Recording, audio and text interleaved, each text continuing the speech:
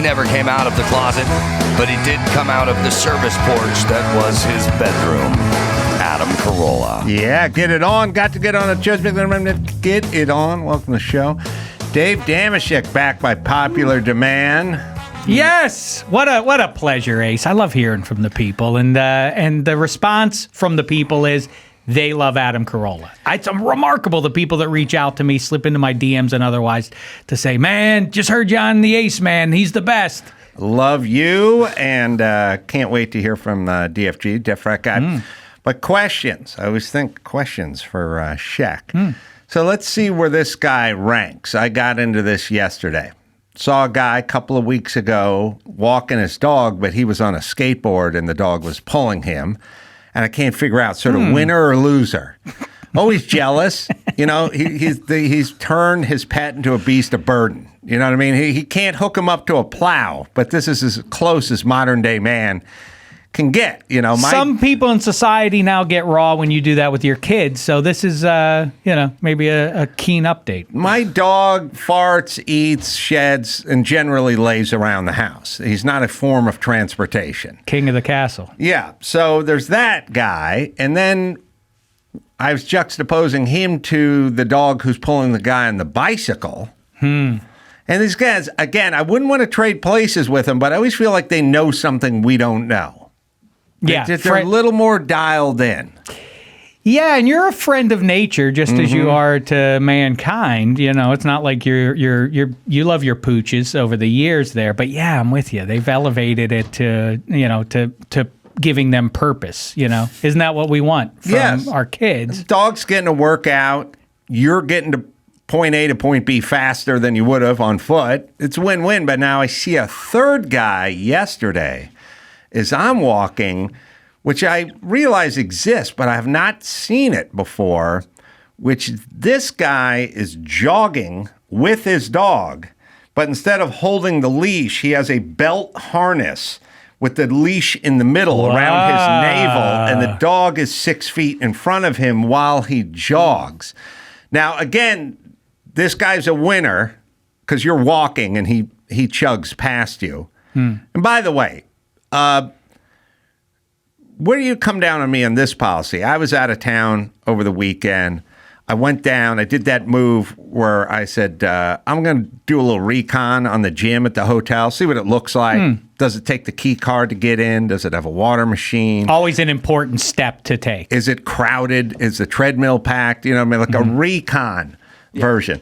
I go down there, do a recon, see a couple doing a power walk / jog on 2 of the treadmills, and then go back into my room, take a nap, get my shit together, head back down. About an hour later, same couple, still on the treadmill, doing a power walk / jog, like a trot. And then I realize, am I going to have to face the indignity of getting on a treadmill, gassing out in 20 minutes, and then leaving while they're still on this treadmill? Have you experienced that shame? Yes, I know what you're talking about is getting on after and then getting off before the person. And That's should there shameful. be a rule that says if somebody else mans the treadmill next to you after you've been on, you've got 20 minutes to wrap it up?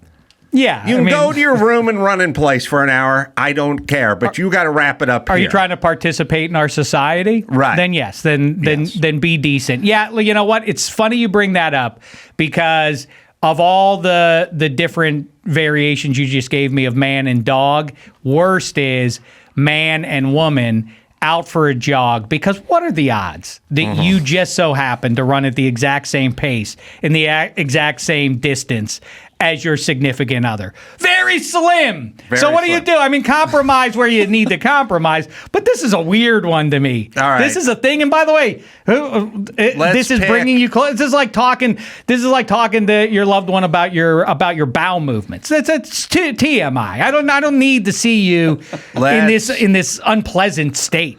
Let's pull some power rankings here. Guy jogging with wife, who I'm generally disgusted at, but maybe worse, guy cycling with his wife, the cycling couple, versus sit on the same side of the booth couple. Well, the bike guy who's out with like friends, that almost certainly means if you're going to go to He's with his wife. Well, then he's probably going to pretend he's going to do the cosplay thing like he's in the Tour de France, which is a weird move because we've played basketball, we've played softball together. I haven't seen anybody who feels like, well, we're doing it, we better wear a full basketball uniform for it with the tank top that matches the shorts and so on. And yet, these people who go out for a bike ride with their pals somehow feel obliged to dress like they're riding for Team USA, like they're Greg LeMond. That's why they're into it. There are guys who like dedicated, specialized equipment. They're the guys with the racks on top of the SUV. They're there to show you that they're living a life that's much better than yours. Biggest distance between how cool somebody thinks they look versus how the world actually sees them. Guy, and this used to happen to me at an old place of work. The guy would show up and then he'd go into his office and reemerge in his work clothes. And then when the business day was done, he would go back in his office, close the door, and he would come out like the worst superhero of all time, dressed like a Tour de France guy. And he would wheel his bike out and he would walk through. And this was a middle-aged guy, Zoftic kind of guy, walk out, pushing in the biker shorts and the satiny shirt to, ill-fitting and the dumb helmet and the clickety shoes that make you walk weird. And you could tell that this guy thought everybody's looking at him and thinking, like, this cat is the cat's pajamas. So we don't like those guys. Here's something. Here's something I've never seen in the wild, and you tell me. I was going out after doing a comedy show in Reno on Sunday to go to a restaurant in the casino. First things first, if you have many open booths and many open tables, always steer the couple to the booth. They always do that move where they go, hey, sit down right here, like in the high traffic zone by the kitchen door. And you go, can we get into that booth? And they go, oh, yeah, we can go to that booth. I was like, well, have it be a default setting. I assume it's a slap in my face. I don't think it's an accident. I think they're looking at Dameshek and saying, well, look at you. You ain't cool. You're not booth material. No, you ain't worth the booth. Right. Yeah. That's how I feel. Tell me if you guys have ever seen this in your life. I'm sitting there at the booth, feeling happy I made the booth. Asian couple pulls in, 65, 70-year-old Asian couple. The server, probably taking a page out of my playbook, says, we got an open booth for you here. And they go, we'd like the table in the middle of the restaurant. And he goes, oh, no, but you can have the booth. And they go, no, we want this. And then they walked back. And then I saw something I'd never seen before times two. Asian couple at a restaurant that serves all kinds of food, but Asian as well, eating Mexican food. And I was like, what? But then I realized I'm sitting there eating Asian food. So what's wrong? You're doing it Why too. can't they eat it? But I never see Asian couples sitting down where Asian food is an option, eating Mexican food, who chose a table over a booth. We don't do that. My feeling with the booth is I'm on the booth like when there's toddlers in the house and the cat's on the refrigerator. Like, I like a vantage point where I can kind of oversee. I don't want people coming up behind me. People come up behind you on a table. You get flanked. My late old man, I asked him once why he got divorced from his first wife, and he said because we both wanted to sit with our backs to the wall. Wow. Wow. That's right. I'm that way too, and I'm she's fucking my brother. But that's a distance. 1A, but the back to the wall is that's where I'm out. Yeah, and it's not the mob thing. Like, I think somebody's coming to whack me. No. I'm paranoid. I know a lot of people don't like me. I don't think anybody dislikes me to the degree that they want to assassinate me. I'm kind of, I'm more sadly, there are two kinds of people. There's an ass and there's an asshole. I think I probably skew more ass, like ineffectual dork. We don't need to kill him. Just let him. He's going to kill himself. Guy running with behavior. Guy running with dog who bought waist harness. He's doing that because he wants a piece of specialized equipment, like the cycling guy. You can ride a bicycle in gym shorts and flip-flops. You do not need the full Cinzano team member Tour de France outfit. You know what he does with that harness? Is he hangs it right by the front door. And everyone who comes into his home has to comment. What is this thing? Is this some kind of autoerotica? Asphyxiation? No, I put it around my waist. That's on the bathroom door. This one goes around the waist, and that's where I jog Tigger every day. And everyone goes, "Oh!" And they're a little impressed because you could easily hold a leash and jog. Could you not? Do you have to be harnessed? No, of course. It's like you're spelunking or something.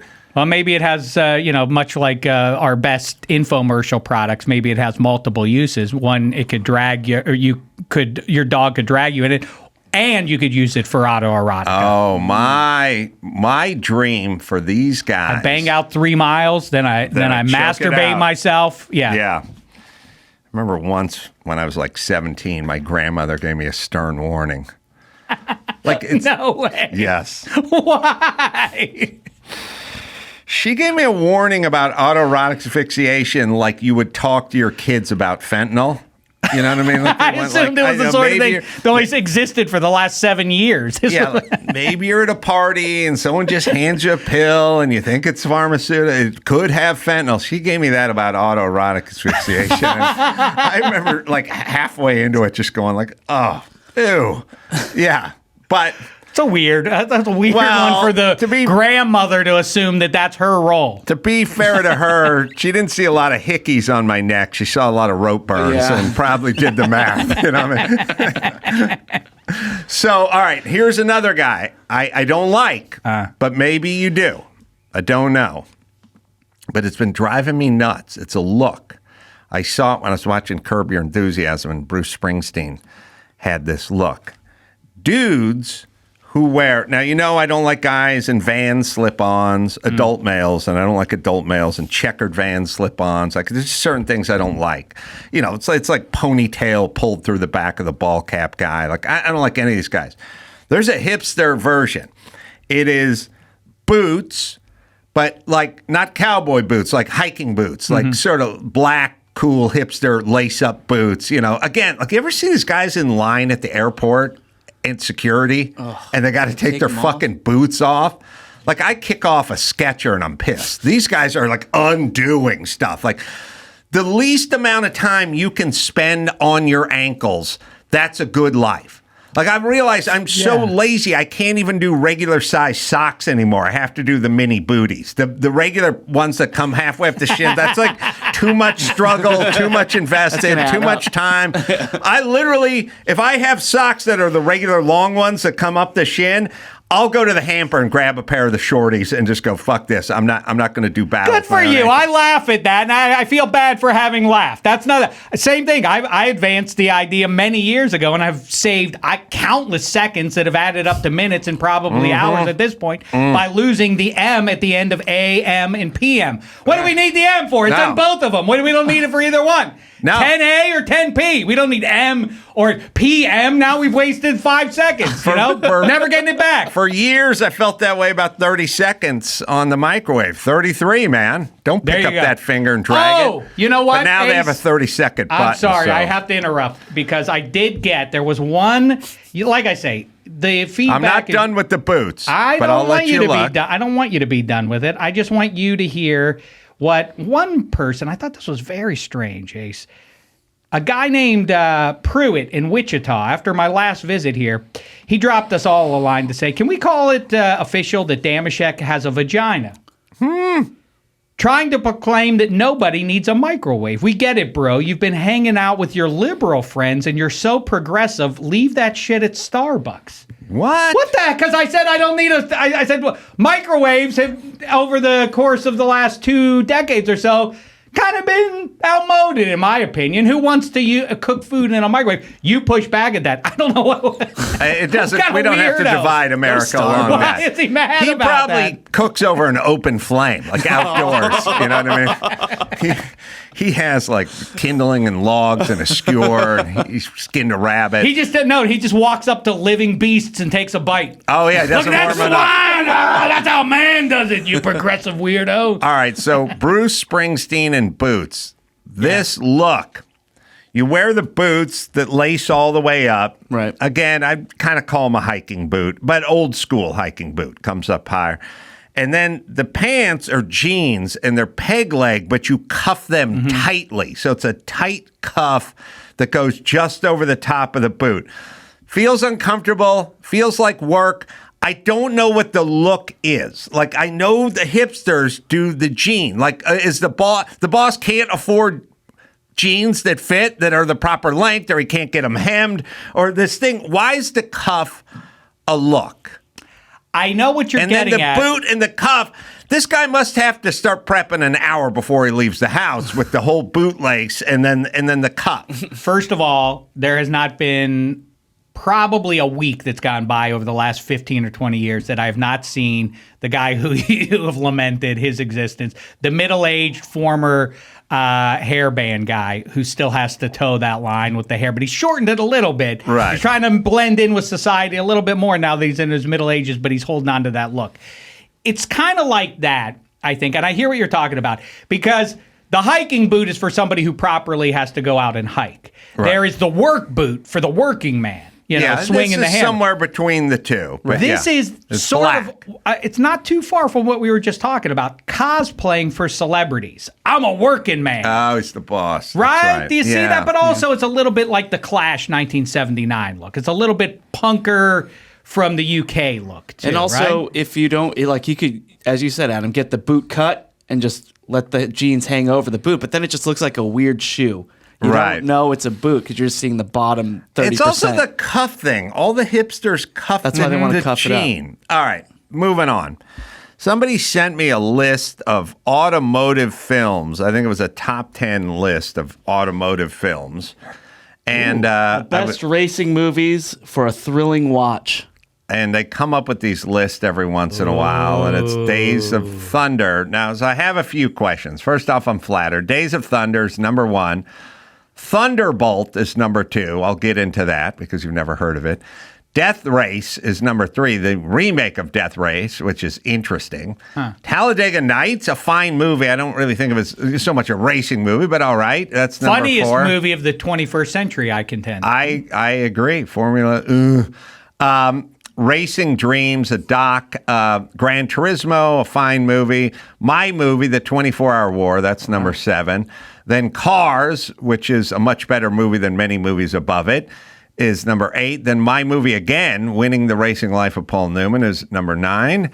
Grand Prix and Life on the Limit, and then Ford v. Ferrari, which is a very good racing movie, and then Senna, which is probably the best of all, at the very bottom, which is weird. So then I was like looking down the list, and by the way, why isn't Senna better than Death Race 2 or Gran Turismo or whatever? They're fine, but come on. Congratulations, though. That's a cool list to be a two part of. offerings on the list, but I thought this movie Thunderbolt, what is this? How did a movie make a list of racing movies, and I make racing movies, and my movies are take up 2 slots on the list, and I've seen every other movie on this list 5 times, and I don't know what this Thunderbolt movie was. So I pulled the trailer for Thunderbolt. Great, never heard of it. From circa 1995, and we'll just watch it. You can talk over it because there's no dialogue in it.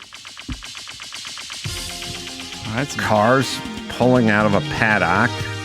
By the way, not F1 cars like Scirocco's and stuff. Got It's like that Volkswagen Rabbits. Yeah, like synthy. Volkswagen Rabbits and Miatas and sort of nothing burgers spinning out and fast motion and whatever. Then what the hell? If this now this has B movie written all over it, but Jackie Chan single-handedly right now feeding there's mom. All right, keep it going, but That's great. There's 14 seconds of car racing at the beginning. Then there's going to be 2.5 minutes of Jackie Chan stunt fighting in the middle. And I don't know what part of this qualifies it as a car racing film. It's a Jackie Chan action kung fu film. that nobody's ever heard of. A lot of slow motion fights, a lot of wheel kicks. You're big on the slow-mo. I love slow-mo and fighting. It's Jackie Chan, doing what Jackie fighting Chan in a funhouse does. Fighting in an arcade. It's been a while since I've seen a car on a track. Is it not? It's been a while, right? Now, they don't want to give the whole movie This away. one's above Senna and All My Docs and everything else. And every movie. It's number 2. So how does this make you feel being a part of this list? I was just going to say, I take back the congratulations. Right. You're behind this. Jackie Chan, Thunderbolt.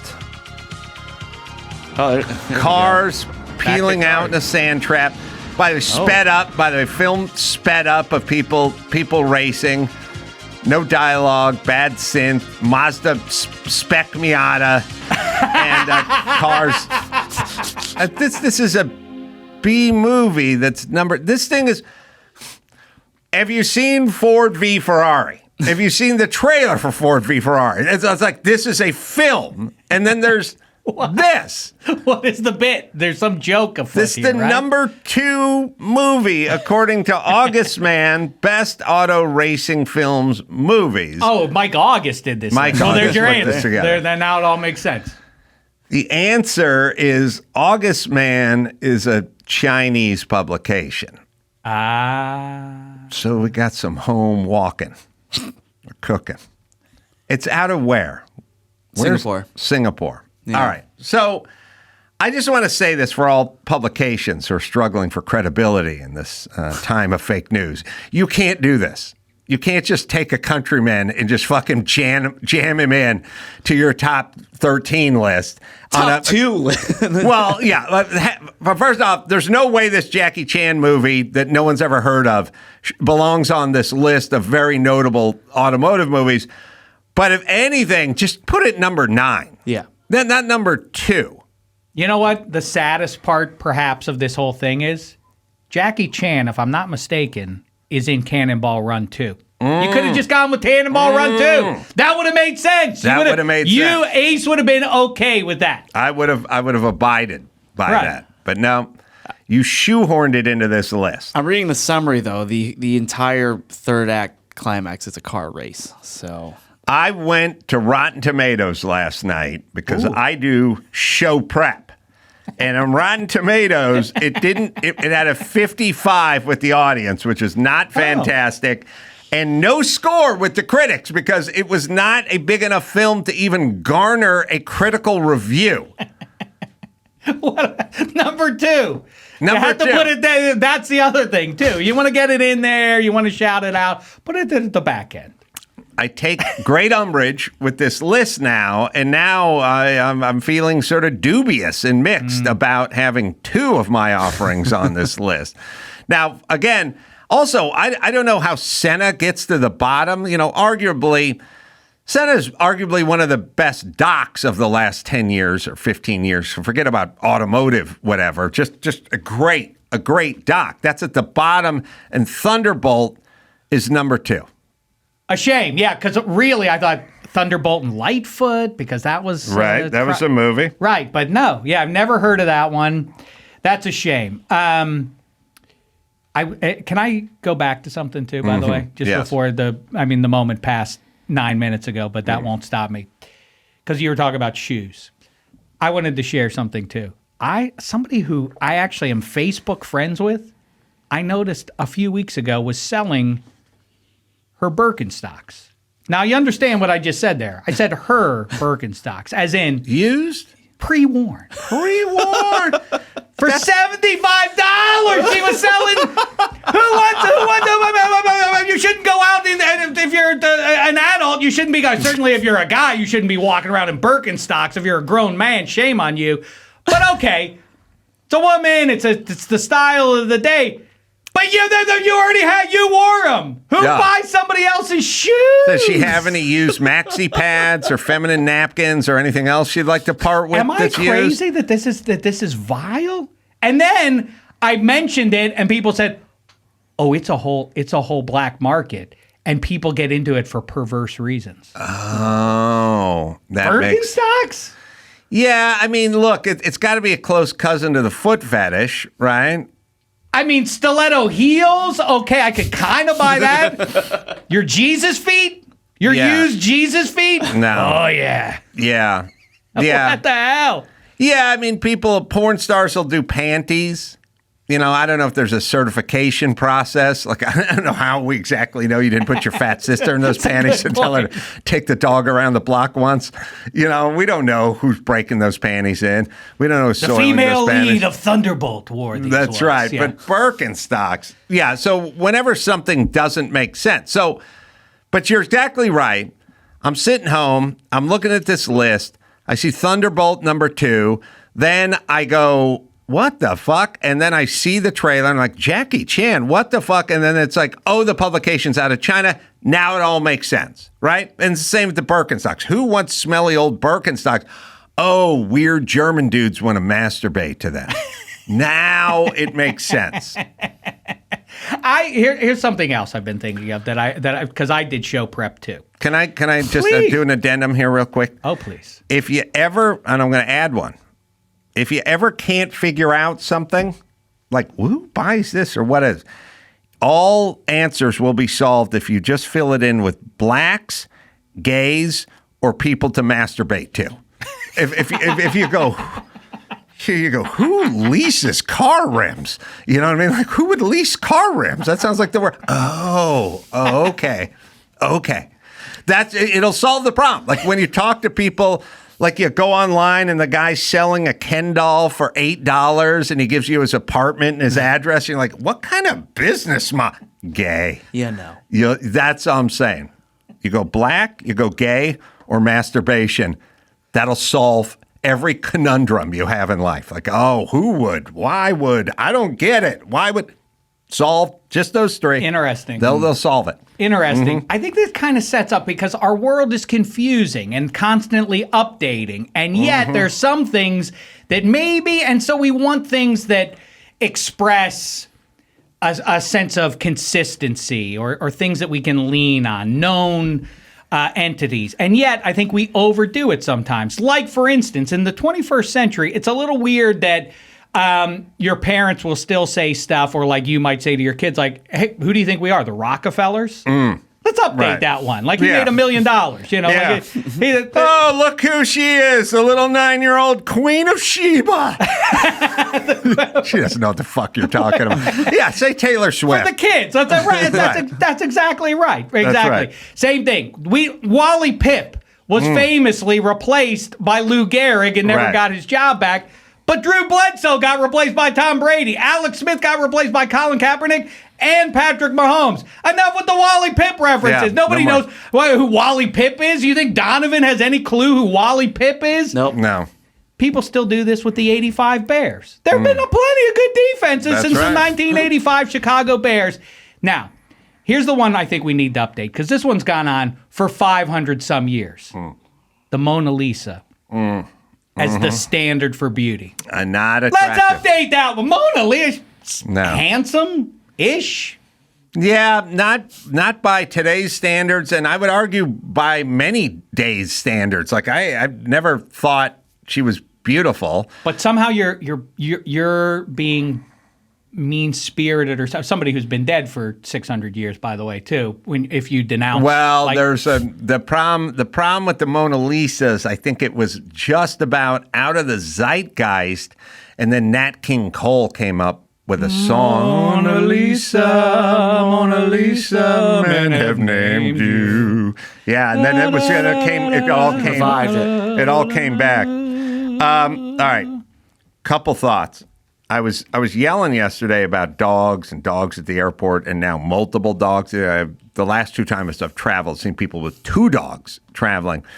I sent you a picture, Chris, that someone forgot to bring up, or we should have brought it up, or I should have made a note of it. When I got the Jet Suite X in Burbank, they have high top tables.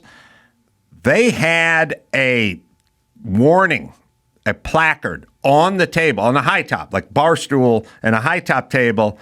It was a picture I sent you, Chris. Well, look, the last pictures I sent you, you can send. I won't spoil it, but we can bring it up. But evidently, there's an issue, not just with people bringing their pets to the airport.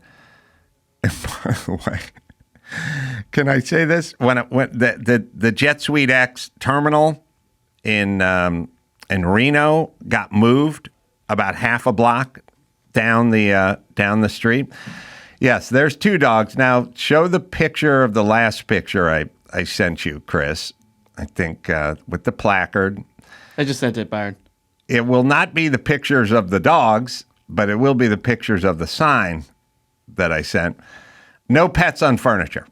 Evidently, people are now setting their dogs up on the table or up on the bar stool next to them while they sit and wait at Sweet They had to get this sign made. There was a big enough issue where there needed to be a declaration. What's it say under it? Blow it up. We kindly ask that all 4-legged friends remain on the floor and off the furniture. Thank you. Hey, it should read, hey, narcissistic fuck, we don't want your fucking dander on this goddamn table. But no, we kindly suggest. Yes, so evidently there's an issue with people placing dogs. If your dog's going to be in tables. here, it better be in here to drag your furniture, to drag your that's right. all your stuff, all your suitcases. You know how DFG is on. All right, I'm going to save this next one. I'm going to talk to Deaf Frat Guy. Deaf Frat Guy? Hey, is it Adam? Hey, what's up, dude? How's it going, bro? What's going on, Maverick? Dameshek's in studio, too. Oh, hey, what's going on, Dave? How are you doing, dude? I'm doing good, Mav. Yeah. What's going on with you, man? It's all good. Where accepting it's some bad news. Poochie's uncle is in the hospital. Oh, no. Again? Yeah, he's always in the hospital. Yeah. He was on an airplane and sat down. He was in first class. Mm-hmm. He sat down and he crushed his nuts and had to go to the hospital. But he's resting comfortably. Yeah. No, dude, April Fool's. April Fool's. Oh. Yeah, they really get you with those April Fool's jokes after April 1st. That's when it's easiest. You know what I mean? Because we let our guard down.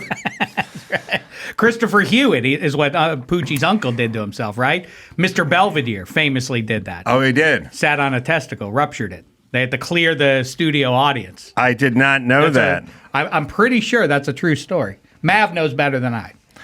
Mav, I know about the Mr. Belvedere.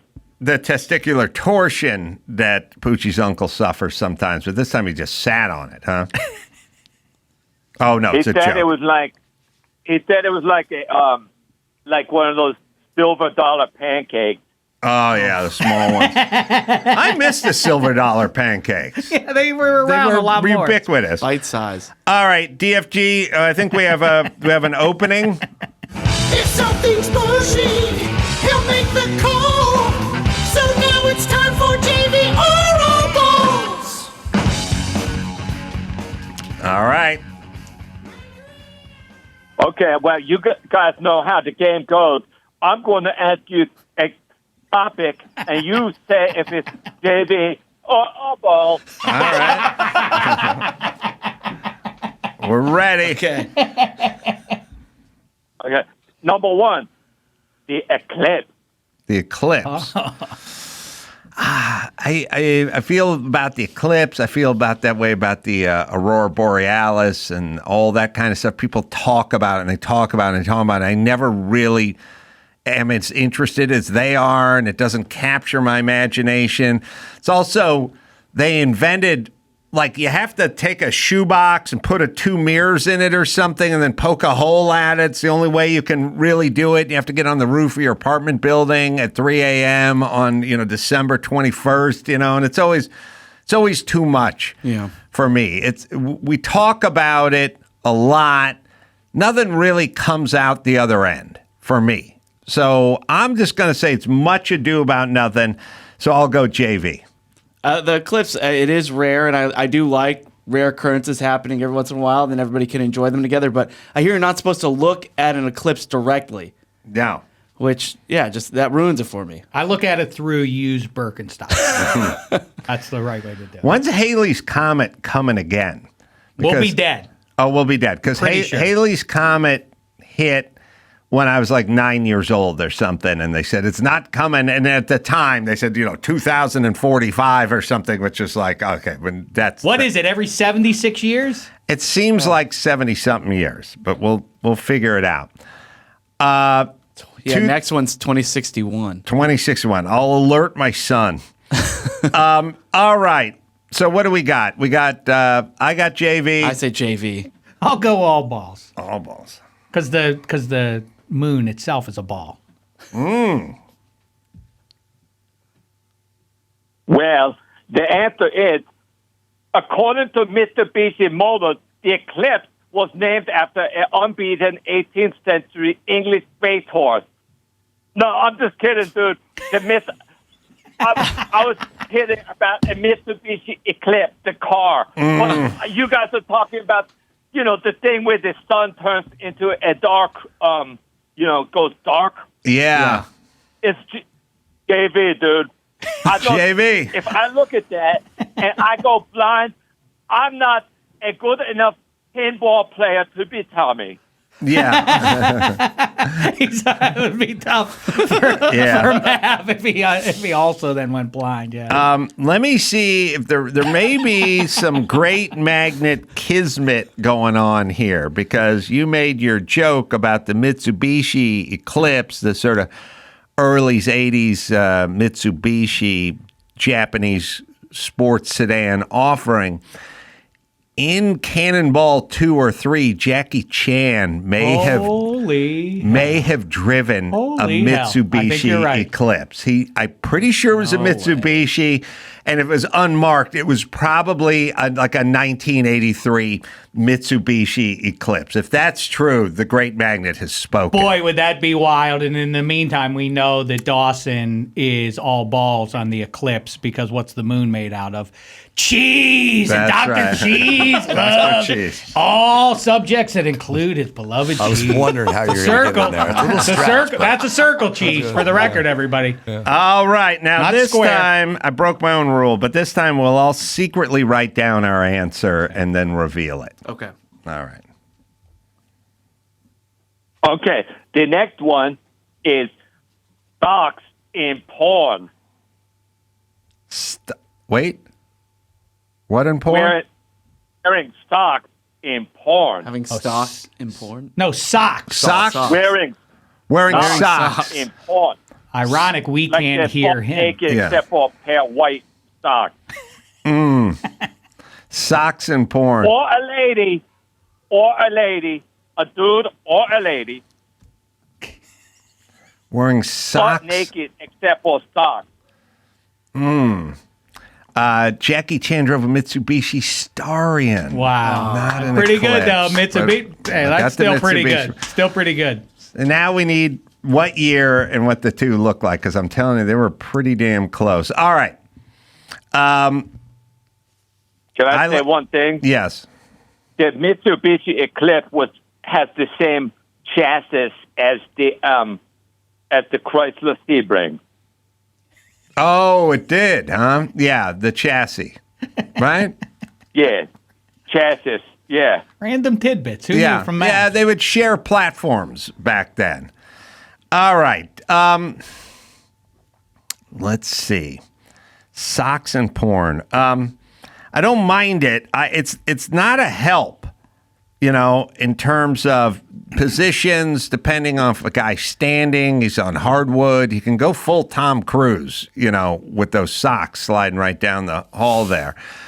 Now, it suggests a level of laziness, and also suggests there's not going to be a lot of cuddling afterward, because this guy's going to put his boots on. He's going to leave like immediately. You have to watch thereafter. They're work lacing boots. it up.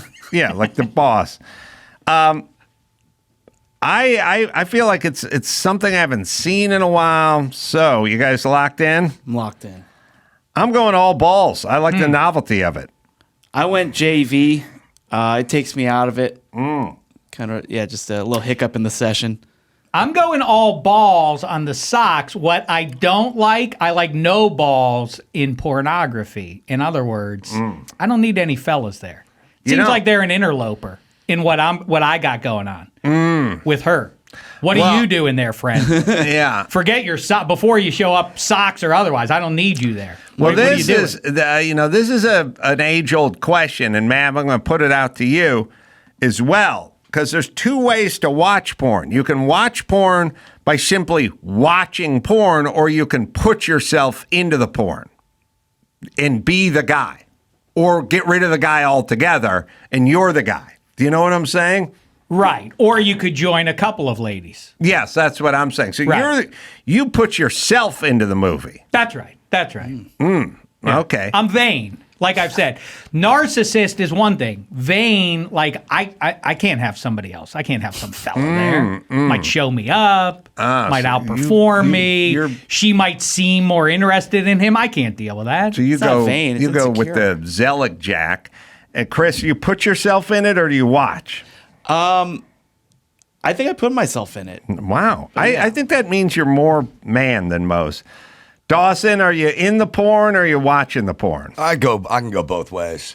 Okay, and like what happens when you watch a movie Man like on man, he can do it. when you Right, watch yeah. a movie like Godzilla versus King Kong? Are you in the movie? Are you like running Right. in place at the theater or are you watching it? Because I'm pretty much the same with porn as I am with Godzilla. Like I'm just here. I'm just Dawson watching. likes his preferred way is when a woman uses a a mozzarella stick on That's herself. right. That's his favorite. So you're But replaces the so mozzarella Dawson, with you're cottage saying I'm a watcher. cheese. You're I'm a saying you're watcher. both. You're a watcher. I'm a watcher. Okay. All right. So we all locked in. I got all balls. I'm balls. Balls. Yeah, all balls. Chris. And I went JV. I JV. would, if you come over to the house, like there's always porn on. It's not because dudes are beating their meat. It's just to relax. Yeah. Too casual. It says Yeah. Some it people. says a mood. Yeah. Some people use scented candles. But you got porn, right? It is an interesting Oh, yeah. question It's- Mav brings up, it's though, about just the on. socks, the knee-high socks. Because when do you ever see women walking around in knee-high socks? Never. But in porn, they do show up about, like, one out of every they, four like the times. knee- They knee-high doing stuff. like the boarding school things and stuff, Yeah. like when they have school uniforms. All That's what right. it is, right? What is it, Mav? Is it JV or all balls? All balls. It shows that the person takes care of their foot hygiene. All right. I'm two for Think about two. that, yeah. What's number 3, Mav? Number 3. This one is a little more in depth. Revenge. Revenge. Oh. Yeah. Sometimes I think about revenge, and then you think, well, revenge is a dish best served cold, meaning kick it down the road, but then you forget about it. That's the problem, is the mojo for the revenge goes away. Like if you've ever had like a shit neighbor and the neighbor does something shitty to you and your impulse is to throw some shit over the fence or something, like right back at them. And then you think to yourself, I'll just wait a calendar year and then I'll do something shitty and they'll never connect it to me.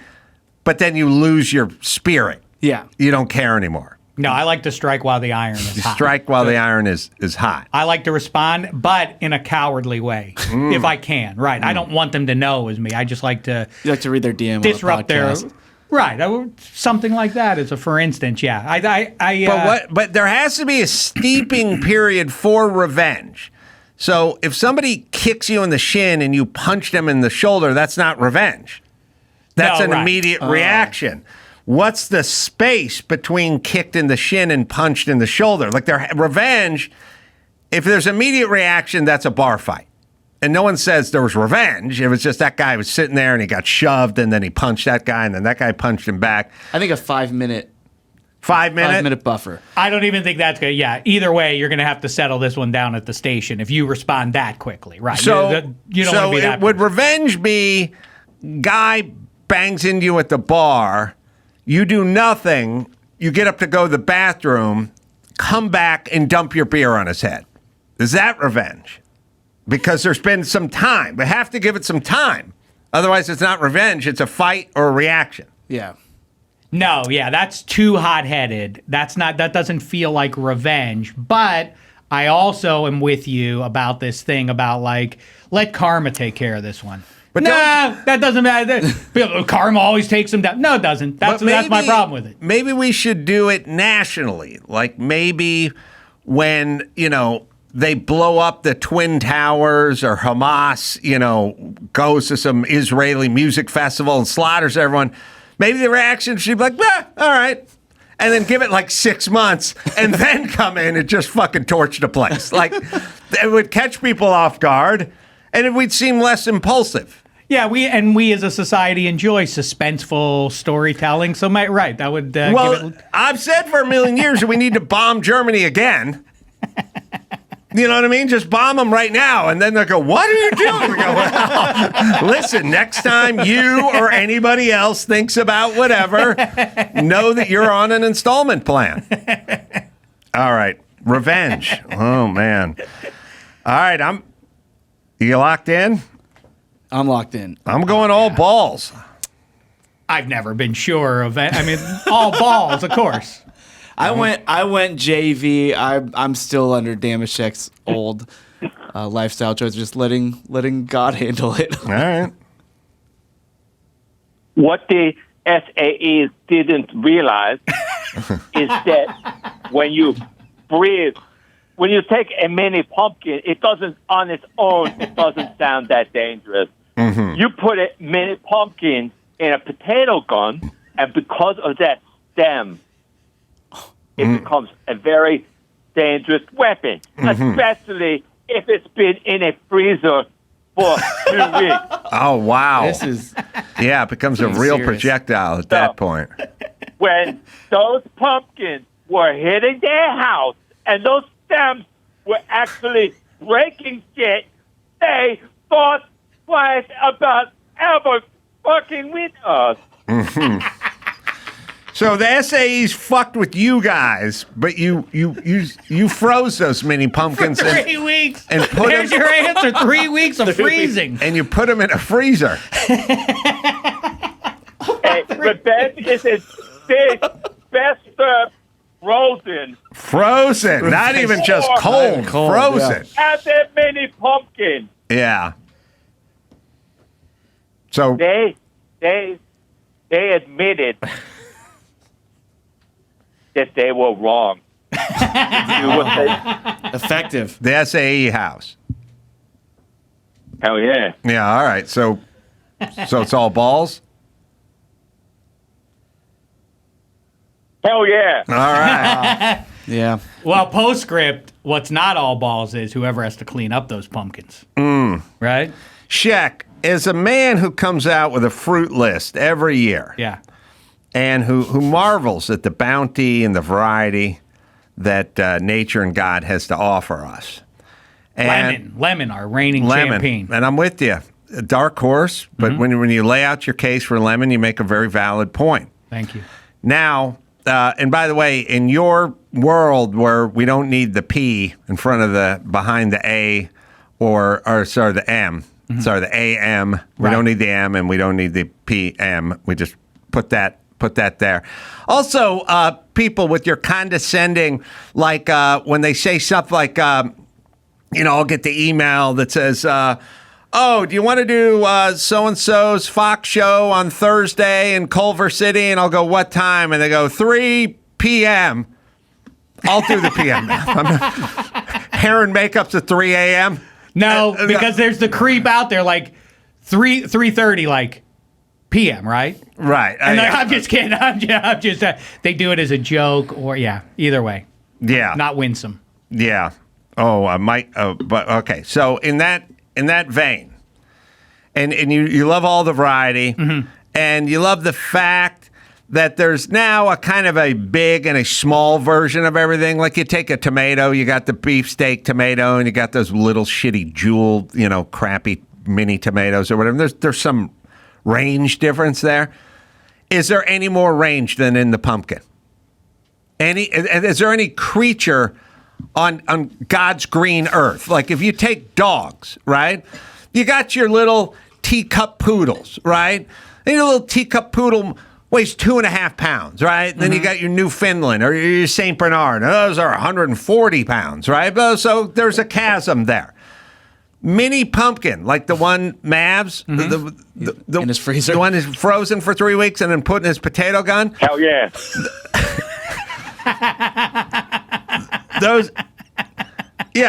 Those are the size of a tennis ball. Right. The world record for a pumpkin is 1,900 pounds, maybe 2,000 pounds. Like, meaning the world record size of a VW Bug, and the smallest ones are the size of a tennis ball. Where's the more? There's no more range. Human beings. You have Brad Williams, our mutual pal, Right.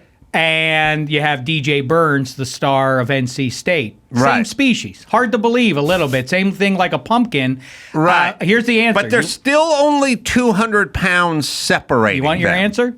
Tiramisu. Tiramisu. By the way, hot take, the most overrated of all our desserts. Yeah. Tiramisu. Yeah. Take it. I mean, Well, it's flan. Let's call it what it is. sometimes, but sometimes it's a cannoli shape. They got all these different. Sometimes it's a pudding. Sometimes all these different variations, and they all are meh. All right. Yeah. But you don't even bake it. Back to the world record pumpkin. 2,750 pounds. Versus a 1 pound little. Oh, you say frozen. 1 pound, like 4 ounces Right. or Right. something. That is a chasm that does, that's a big elephant, that's a small. We have Clydesdales and we have little miniature ponies, but they're not separated by Yeah. thousands of pounds. Interesting. Yeah, Can't do pumpkins more in the gourd. Seem like there's no ceiling. There's no ceiling. They just keep getting bigger. All right. Sorry, Mav. Where were we? It were they were going to do a dance on our faces if we didn't clean up all those pumpkins. That was the Teaks, right? Yeah, I can't say it, but yeah. Aren't you worried that And they're then- going to get revenge on you? Is revenge still all balls? With revenge, they said that who it makes the whole world blind or some shit. Mm-hmm. An eye for an eye. Everyone is blind. Okay. All right, let's get off the philosophy. We got a giant pumpkin. So I knew that if they got a pumpkin, they were going to be even more pissed off than they were. But I ordered this thing with the size of a Volkswagen Bug. This huge pumpkin. And the president comes into his room and he sees a huge pumpkin and he's like, I'm going to kill DFG. I'm going to kill all the Delta Fu Gammas. And I say, wait, knock on that pumpkin. He knocked on the pumpkin and out pops a lady. We hired a hooker. A Trojan pumpkin. Oh, with a like hooker. the cake. Oh, like Under Siege. We did it to make peace with them. Oh, wow. That is magnanimous. That's a very Fun way. generous offering. All right. So, and it was that Blake Chambers who was going to go after you? Yeah, fuck him. Though. Okay. Yeah, all right. it was. All right. He Too doesn't far. like Blake Too far. Chambers. Don't bring him up. All right. Let's do one more. The last one is fishing with live bait. Fishing with live bait. Now, they tell you, I've done this. No. They go, and the problem is you got to put the hook through their eye. Right. And it feels weird Through their to nose, me. their Like you eye, got to yeah. hold them and you put a hook through their nostril face. and their eye and you let them go. And I'm like, let's just hook it on their tail. And they're like, no, we got to go right. So first off, they're probably relieved when they get eaten by tuna Because if I just took a hook and I said, Dave, I'm just poking your ear and I'll pop it out your eye, and then somebody put a bullet in your head, you'd be like, thank you. Like, right? Yeah, the hero in movies, that's a thing that's really started in like the last 15, 20 years. A guy is being burned at the stake or some awful death, and then the hero will shoot him dead to spare him, to spare him the pain. Yeah. That's a classy move. That's what you want to do for worms. In the movie with Robert Redford, The Great Waldo Pepper, somebody got into a horrible plane crash from the 20s or 30s, and it was turned over and the plane was catching on fire, and everyone's running. The guy was trapped in there. And Robert Redford's character picked up a 2x4 and just smashed him over the head with it. That's what they would want. Yeah, and then they put the fire out, and it turns out he would have been saved. If you find yourself dying a horrific death, would you like me to end it for you? Yes, with a 2x4. Kill me! Will you be doing that? Because sometimes they do that. They're burning alive, but they can still kill me! Then somebody else do it. There's probably not a high likelihood of that happening, but if it does, you have carte blanche. All right, so live bait, which you got to use, but again, the hook, you got to hold and it. if you mess the hook up, then you mess the fish up or the worm, then you have to do it again, so that fish becomes useless. But it does catch the best fish. It gets the world-class fish. Yeah, so I'm going to say all balls.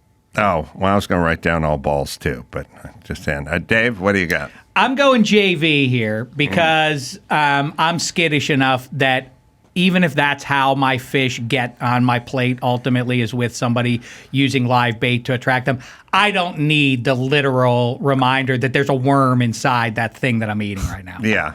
Well, Right? it's not a worm. It'll be a minnow or something. A chovy. If you're That's doing also the disgusting. ocean, Yeah. The whole thing, I have no time. Listen, I tried cooking for about a year and a half once, and then I checked out once I had to do raw chicken. Oh, yeah. That's not That's for tough. you to ingest. That's No. not something you should be putting through your lips. No, Yeah. thank you. All right, what do you got, Mav? Part of the fun of fishing is tricking the fish. So it's even better when it's a colorful artificial worm. Plastic. So live bait, JB, because it's too real. Oh, you like the It's lure.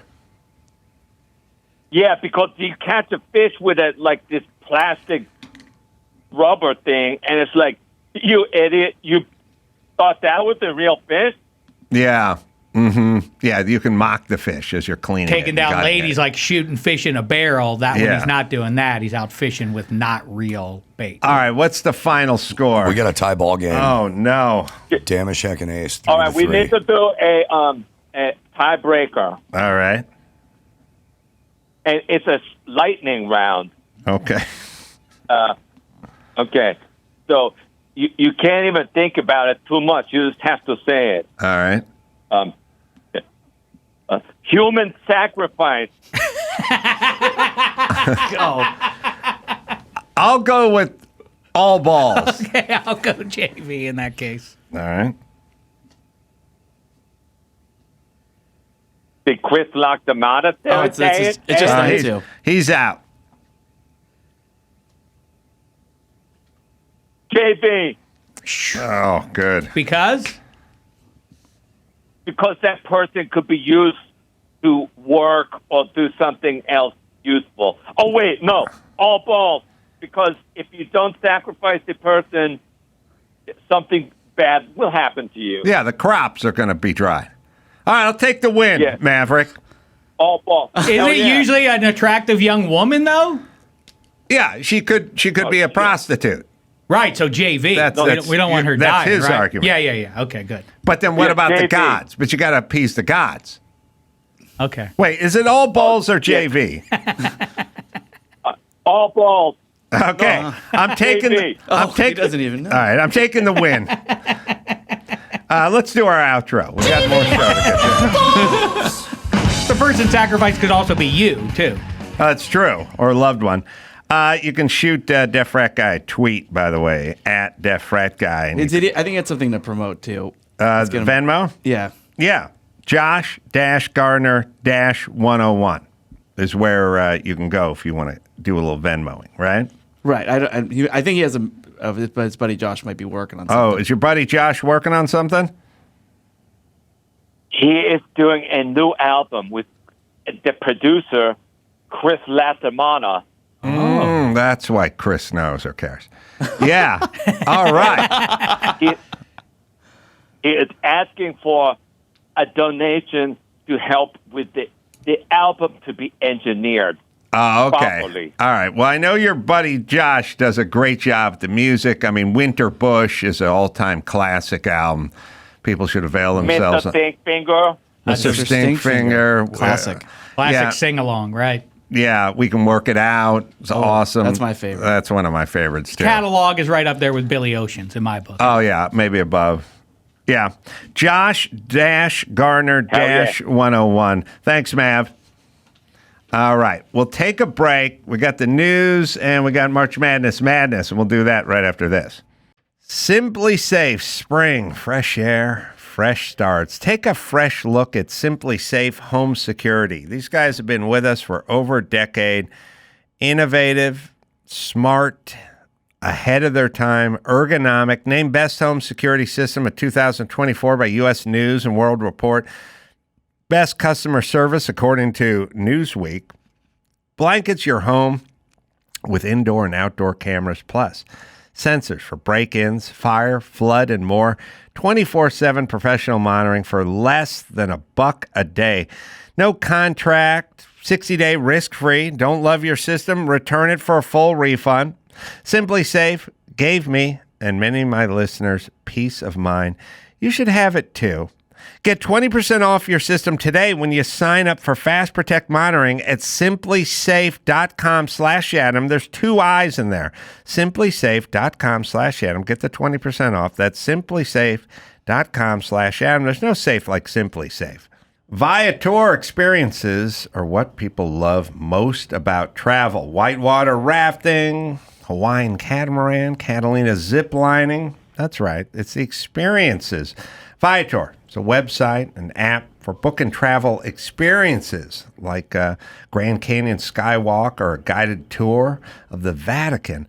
Over 300,000 bookable experiences in 190 countries. Millions of real travelers, reviews. So you have the information you need to book your best activities for your trip. Our own Chris used Viator for his honeymoon. Yeah, so many different experiences. And also, I went on food tours. They took me to the best places to eat. Oh, smart. With Viator, there's always flexibility and support with free cancellations, payment options, and 24/7 service. Download the Viator app now. Use the code Viator10 for 10% off your first booking in the app. One app, over 300,000 travel experiences you'll remember. Do more with Viator.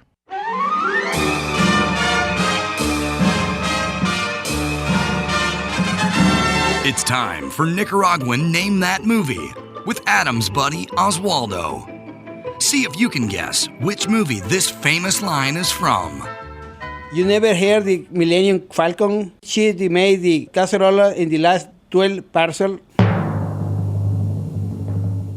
If you said Star Wars, A New Hope, You've never heard of the Millennium Falcon? It's the ship that made the Kessel run in less than 12 parsecs. you're correct. Now, back to the show. Oh, that is Dameshek's favorite line of all movies, She's right, fast Shek? enough for you, old man. Yeah. All right. So we got some news, but we got March Madness as well. We got to finish off the Irate 8. All right. It's time once again for the big rants of March Madness. Yesterday's Irate 8 saw a chick think battle for the ages in the California conference. In the end, the chick who thinks catalytic converters are super easy to steal motored her way to the Furious Four when Nithya Raman took out George Gascon. And in the Classics Conference, a first-timer to the tournament, Cherry Tomatoes, had their hopes busted by Click It or Ticket as the 2023 conference winner tries for a repeat. Today, we continue the Irate 8 starting in the Big Government contest. Will voter ID get their ballot punched to the next round, or will they be kicked off campus by pro-Hamas protesters? Let's do voter ID. All right, let me start with that. Look, can we just settle this and go, you get an ID at birth, you get a social security number at birth, you get a number assigned to you when you're born, why not just give you a fucking ID? We'll take the picture on your 18th birthday, but every American will have an ID. This notion of like, well, there's poor people and there's black people, it's the most insulting thing on the planet, the most racist thing on the planet to suggest black people can't avail themselves of a fucking ID in 2024. And if you really do care, we have things that we do care about. We put the word mobile at the backside of them. We have bookmobiles. We have bloodmobiles.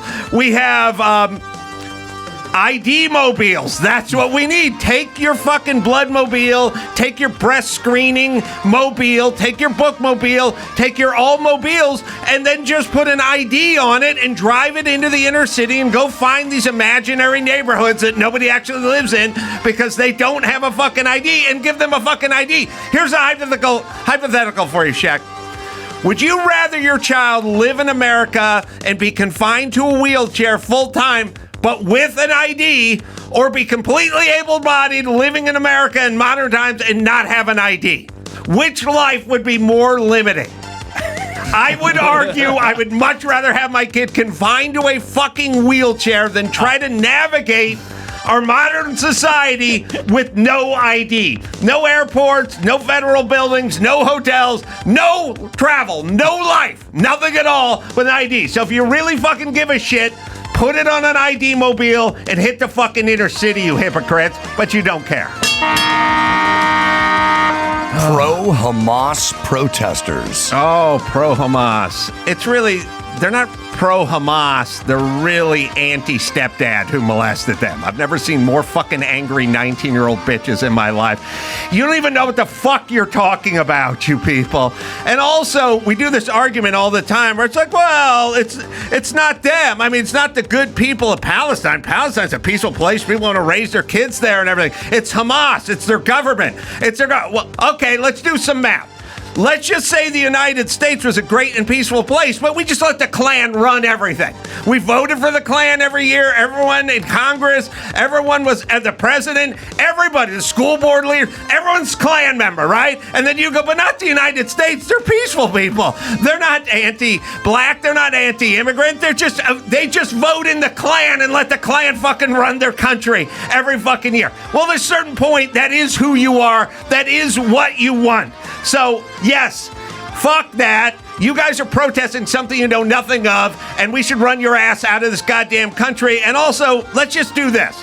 If it's modern era, if you live in a climate, if you live in a country, if you live in a space that has 500,000 miles of tunnels hand dug, that's a bad sign.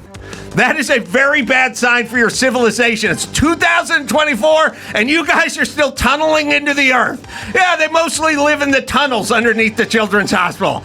Guilty, bitch! Let's pick a winner. Okay. Oh boy. I thought pro-Hamas was the favorite because of it's a recent hot topic, but the passion in the voter ID rant, especially with the hypothetical of what we would rather, what kind of life your son would. You got to take wheelchair over no ID. No IDs. It's like you have zero life, right? I think voter ID gets it. What do you I know what you're getting at, but the pro-Hamas, young women in particular, and women's rights and all of that, the overlap on the Venn diagram of what Hamas believes. And I like rights. The queers for Hamas, the queers for Palestine. That's my favorite group. Yeah. Loco. I mean, inexplicable. Inexplicable. Yeah. But what do you say, Shaq? You got to vote? Oh, definitely. I am advancing pro-Hamas supporters. Well, right? Dawson's got to settle it then. Looks like pro-Hamas is going to make it to the next round. Next up, from the Pop Culture Conference, a battle to see who will be Latinxed out of the tournament. It's J-Lo versus the fired Spanish soccer president. Let's do J-Lo. All right, first off, J-Lo, I watched the whole doc on the making of her halftime show at the Super Bowl, and all she did was cry about the kids in the cages and at the Mexican border. And she's like, we must need representation of these children, and I'm going to do a whole motif where there's kids and cages and cages and kids, and then you smash cut to the Super Bowl halftime show, and that bitch is just shaking her fart tank the entire time in a unitard. I don't know how you shaking your asshole gets kids out of cages in the border, but it's a nice try. But I oftentimes think of Ben Affleck and her. She makes all these stupid fucking videos and these horrible movies and Nanny of the Year and all this kind of bullshit, Third Wives Club and everything. Ben Affleck, whatever you think of the guy, he's an artist. He makes great films. He's a great actor. He's a great director. He's a great writer. He has to fucking bite his lip every time she tells him she's got an idea for another fucking film. Let me guess, you shake your ass to a Latin song? He has to just, that must be the best pussy in the world because he has to be disgusted with her artistically. And now, fired Spanish soccer president. Oh, this guy kisses a soccer player in a celebratory smooch that lasted 0.2 of a second, and he has a 3-year suspension from coaching or being the president of Spanish soccer. First off, I put a curse on all women's Spanish soccer now. I hope you bitches get the curse of the fucking Bambino. I hope you never win another World Cup, you assholes. This guy did nothing, and he got fucking railroaded after winning you bitches a World Cup. That's how you thank him. He gets up on the fucking podium in front of 100,000 people and celebrates, and you banish him out to the cornfield for hugging and smooching somebody. The kind of kissing you see in the audience of the Oscars. Every single time someone wins Best Director, they get the guy, they kiss him right on the face, male on male, female on female. It is insane, and it's also insane that we've taken our insanity, our Me Too movement, and we've taken it abroad. We've taken it to other countries. He got Me Too tambien. Me tambien. It means two in Spanish. Me tambien. Me tambien. Oh, boy. I mean, I think the Spanish soccer president takes it. You put a curse on the whole team, and you came up with a new phrase, me tambien. Me tambien. He's a hot-blooded Latin lover. His entire life, he surely has been practicing that. Isn't it legitimately? When I saw this story, whatever it was, 2 months ago, what I'm sure his reaction was like, "Okay, Right. What? This is all I've ever known is you kiss people when they do something good, right? I mean, maybe I don't know. Yes, we're celebrating. Everyone's like hugging and kissing on a podium. J-Lo, I feel like there's something weird going on there because of the range. You mentioned Ben Affleck, but of course that's her current love. Look at the men who she's lined up. It's a weird range. It's not like she has a type. I don't know how to trust people like that. I like the women. You know, I may change my mind on J-Lo because she does it. Britney Spears it. Every once in a while you snatch up a backup dancer and you date him for 3 years. Yeah. That's basically like you just going, I need a servant for 3 years. Because that's essentially the relationship. I'm going to sit in a bathtub. You bring me food. I was That'll thinking be like 3 years and then I'll methadone. get Like, rid of you. this isn't a big time thing. I can take it really. Yeah, I know what you're saying. Yeah, and then what was the guy's name? Mark Anthony. Yeah. Mark Anthony to Ben Affleck. Something ain't right there. Something's going on. And I'm resentful of J-Lo because Affleck took her over Anna de Armas. Makes me think something's wrong with Affleck. Yeah. Don't forget about A-Rod, too. Don't forget about And A-Rod. A-Rod, right. Yeah. All right, well, advancing the pro-Hamas protesters and the fired Spanish soccer president. Check your brackets at adamcarolla.com and tune in tomorrow for more March Madness. All right. Now we got some news cooking. We do, yeah. So we know that solar eclipses are JV. There is a solar eclipse coming on Monday. And inmates in New York are suing the state corrections department over the decision to lock down prisons during the solar eclipse. They said it's their constitutional right to practice their faiths, and this is preventing them from taking part in a religiously significant event. What time does it take place? I mean, look, if it falls 3 at 3. Pier. Oh, that's right. I mean, is it? Because if it takes place during rec time or something, then maybe that's an argument. But if it's at 1 a.m, and I don't know if it can be, does it have to be light outside to have a suing? They're I don't know. suing. I don't know. Suing. They're mad. How do you get this lawsuit together? Signatures, Mark Garrigus signs on. I don't know. What time? Oh, someone else find out what time I'm trying to find this the time thing is. Does it have to take place about the same time each year? About 10 a.m. So if they're out and they're playing handball, now they're saying it gets dark and we don't want trouble. I mean, listen, here's the deal.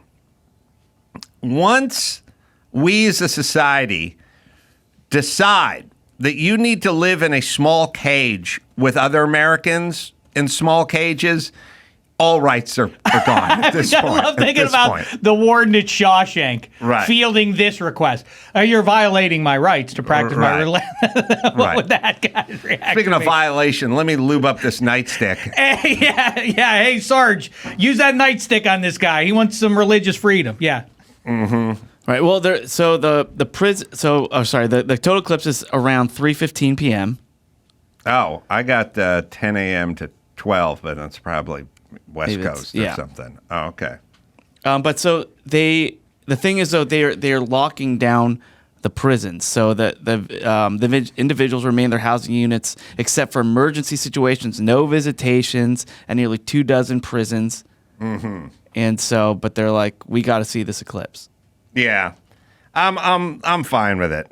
Again, you live in a cage. We raised you in a shark cage, essentially. But also, our humanity's coming out. We're sparing your eyeballs from the. Right. That's a weird message too. But yeah, but there can be no greater violation.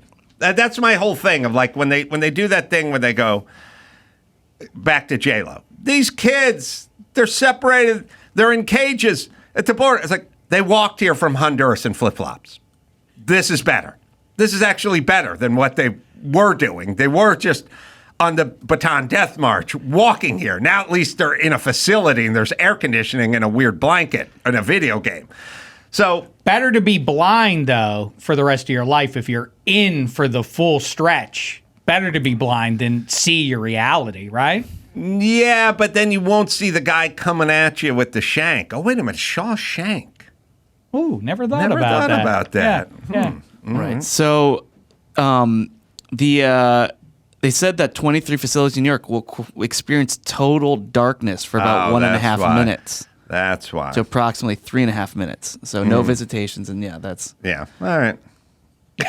So the inmate might trip on something, so they don't want that to happen?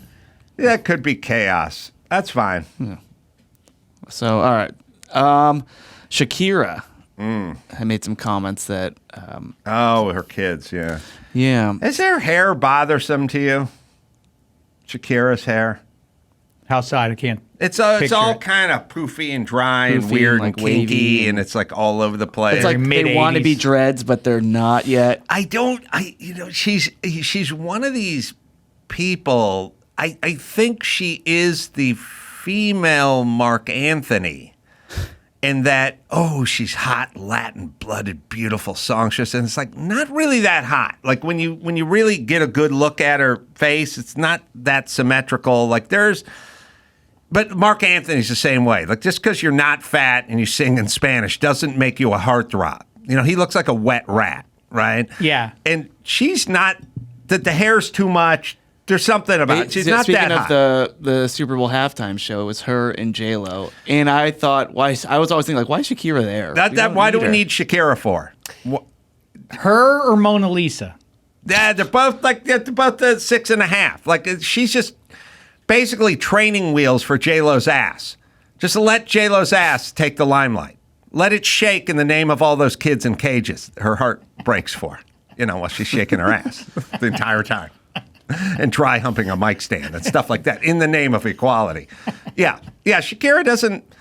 I think I don't think I think we've done one of those things where we think there's a lot. Like we go, oh yeah, Shakira, yeah, she's on there, but she doesn't need to be on any of these lists. Yeah, I don't think so. Can we all just name one song she's done?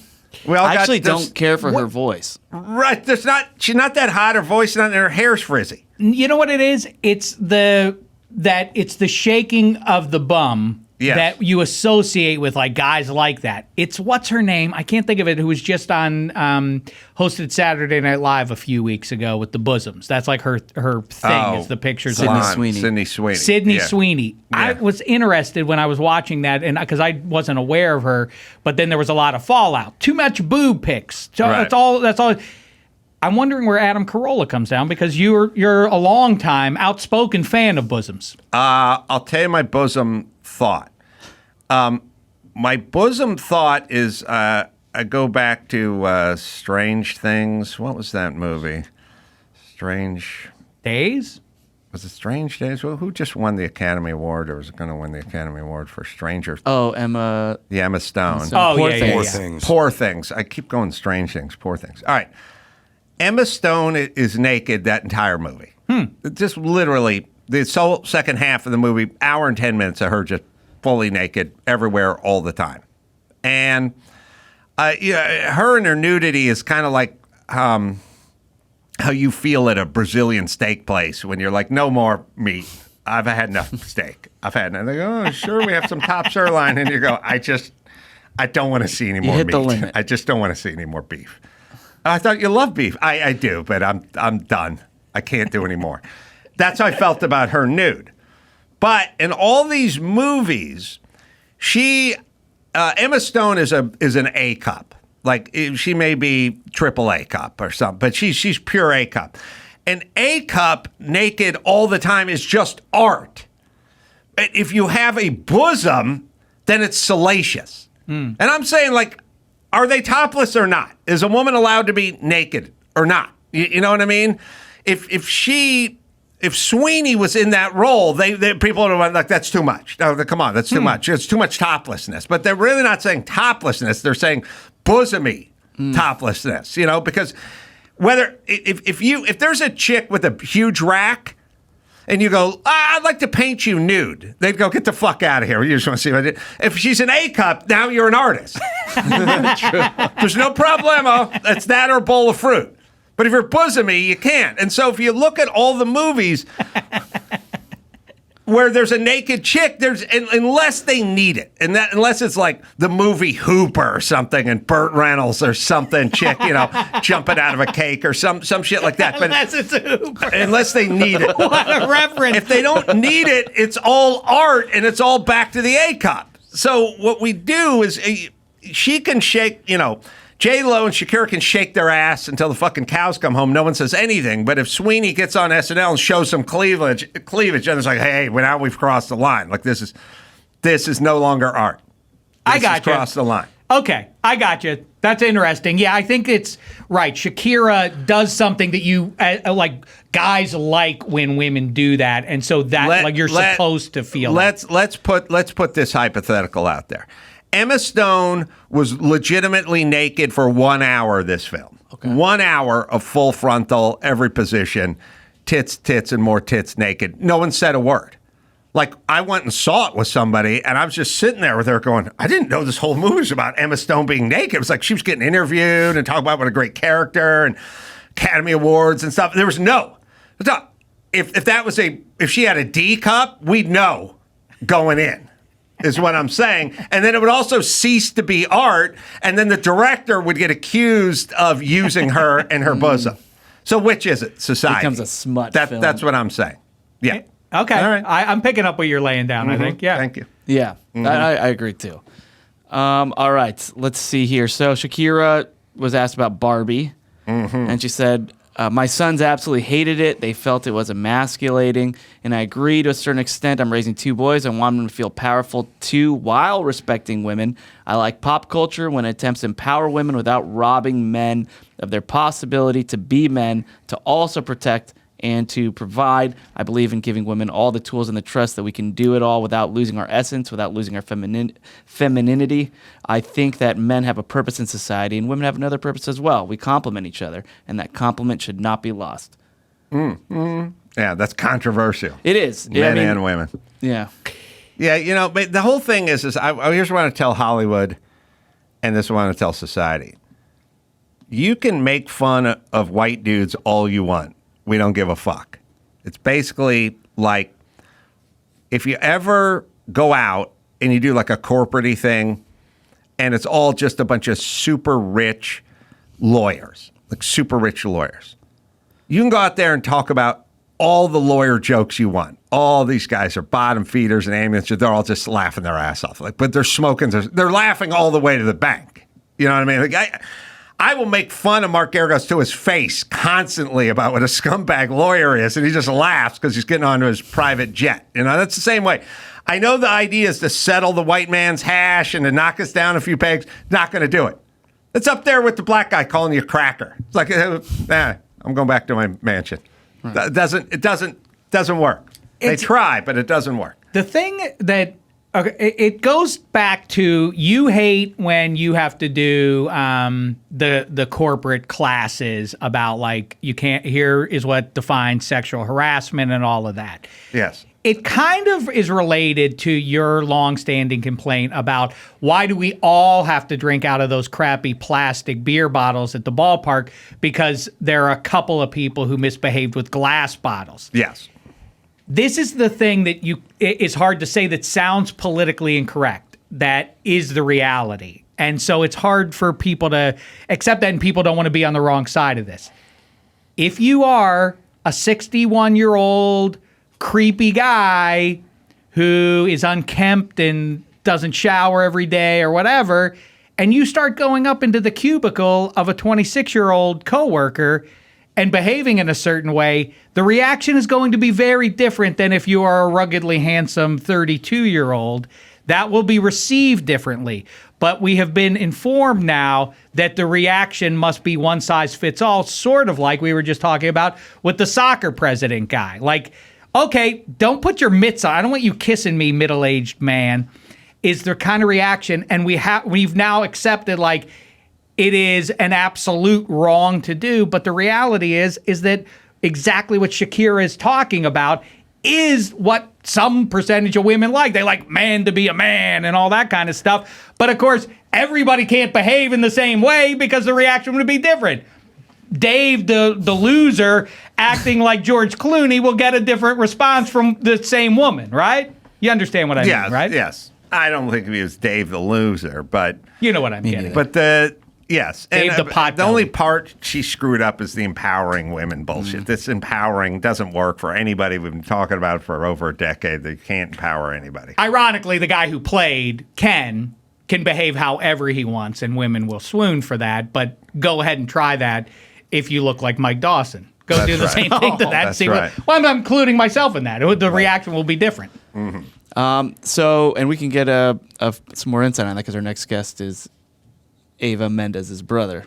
Yeah. So it's his brother-in-law, Ken's brother-in-law, right? Yeah. Well, I don't think they're married. I think they're just they're not. partners. Oh. Yeah. Sort of common law, though. Yeah, common law. Point, stay Well, together. Kurt Russell and Han. Yeah. Very modern. So conjoined twins, Abby and Brittany Hensel. They first gained national attention. They appeared on Oprah in '96. They share a bloodstream and all organs below the waist. One controls the right arm and leg, and the other one controls the left arm and leg. So one of them just got married. Yeah. And the internet's going nuts. Well, the original Siamese twins, I think, and somebody can look this up, but the sort of famous original, 1920 Siamese twins. One of my all-time favorite true stories. I think one had like 7 kids, Yep. and the other had 9 kids or something like that. They do the same thing that gynecologists say. You go, well, what if Raquel Welch came into your? I just tune it out. It's not a thing. I'm used to it or whatever. The partner always just says the conjoined twin just goes. I'm just reading a book. While they're going at it. Although you gotta, first off, when you talk to the husband, who's banging the one conjoined twin, right? And you're having a few beers, maybe just talking to them at a bar, and you're watching a ball game, and you get to that talk. Like, they always do that thing. You ever been with a black chick? And every guy goes, yeah, I was one time in college. I was with her. You ever been with two chicks? What do you mean? Like a threesome.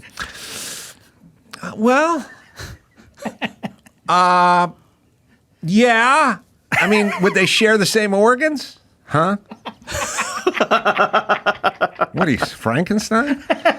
So you've been with two chicks? Yeah. Yeah, I mean, sort of. Yeah, well, for sure. Bipolar? Let's see. How would I put this? Okay, let's see if we can break this down. Were they both in the same room? Oh, yeah. Okay, then you've been with when one was watching? She may have been for some of the time. But were you all in bed together? Oh, yeah. Okay, so you were then with you had a threesome then? I don't know. I don't know if I want to take it that far. I'm going to turn over all the cards. I don't know what I can't figure out if you've had a threesome or not. Or the guy got a little cocky and started bragging about a threesome, and then his friend would come back from the bathroom. It was, conjoined twins. Okay. Give me a break, Casanova. They have, like, if you've seen these there's a picture of them twins, it's two heads on one body, basically. Mm-hmm. But what you're talking about are the famous twins that were in the Guinness Book and everything. Their story is just wild. I mean, they lived next door to each other. So they would live with one family and then go next door and live with the other family for like a week here and then a week at the other place. And to your point, really imagine reproducing. Imagine in coitus. I mean, with these girls too. But the best thing is about these guys, it's like, what a crazy and troubling life, but good for them that they were able to be individuals and have their own lives separate, ironically or otherwise. Late in life, they became slave owners. What? That's true. It's true. The Siamese twins? Yes. Really? Yes. They owned a plantation. Wow. And what if a slave made a run for it? You think they could catch up to them? Left, right. Tandem bike. Look, Dawson, now Tandem bike of justice. You got to find the man with two heads for Rosie Greer and like George Papard or something. Have you ever seen this movie trailer? No, I don't think There's so. the greatest movie trailer of all time. Now, wait a minute.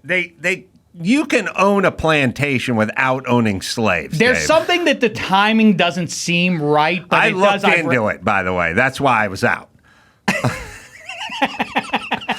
I saw some cheap plantation land, and then I thought, oh, hey. It's going to work, yeah. And then I was like, oh, okay. So it just comes with the tool shop. Okay, please. Yep, lived fact in check luxury me. as plantation owners. What year, though? I mean, It was like turn of the century, right? 1850s. Oh, it's 1850s. Well, it had to be before the Civil War, right?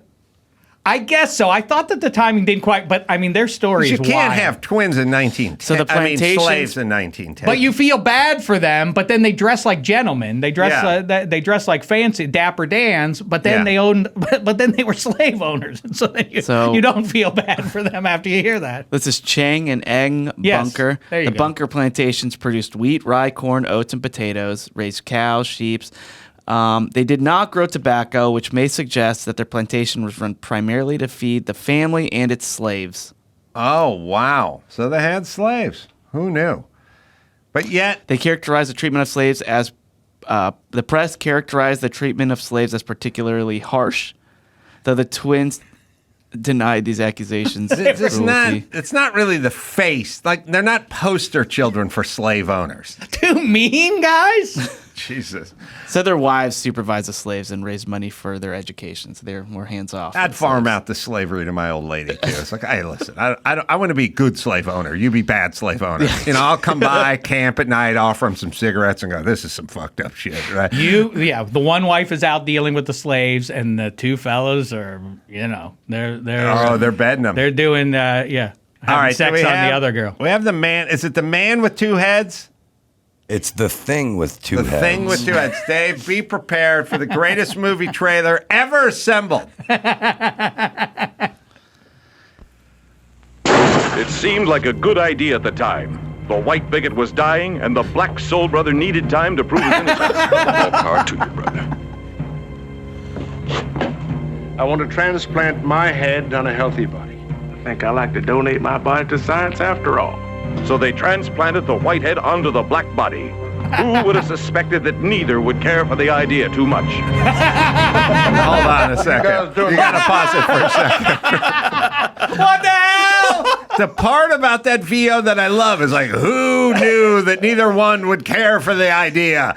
Too much. Why'd you tack too much on there? He softened the blow. Go back 10 seconds. This is the greatest. Shaq, come on. You owe me now.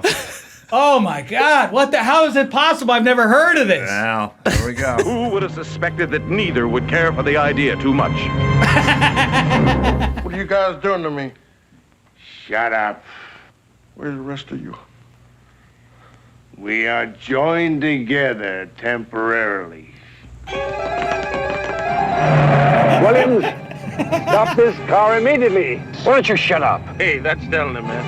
I should have known your kind stick together. What the hell? Please, stop this infernal machine. Oh, just shut up. Help! Shut up. You a doctor? So far, so good. Then how about you taking old happy face off from here? They're shooting at us! By the way, this was number 7 on the best race films, according to that Chinese publication. Man, this car's a real dud. Could I have a cigarette? Oh, sure, honey. Oh, here's the game. Hey, man, are we smoking while I'm eating? Dave,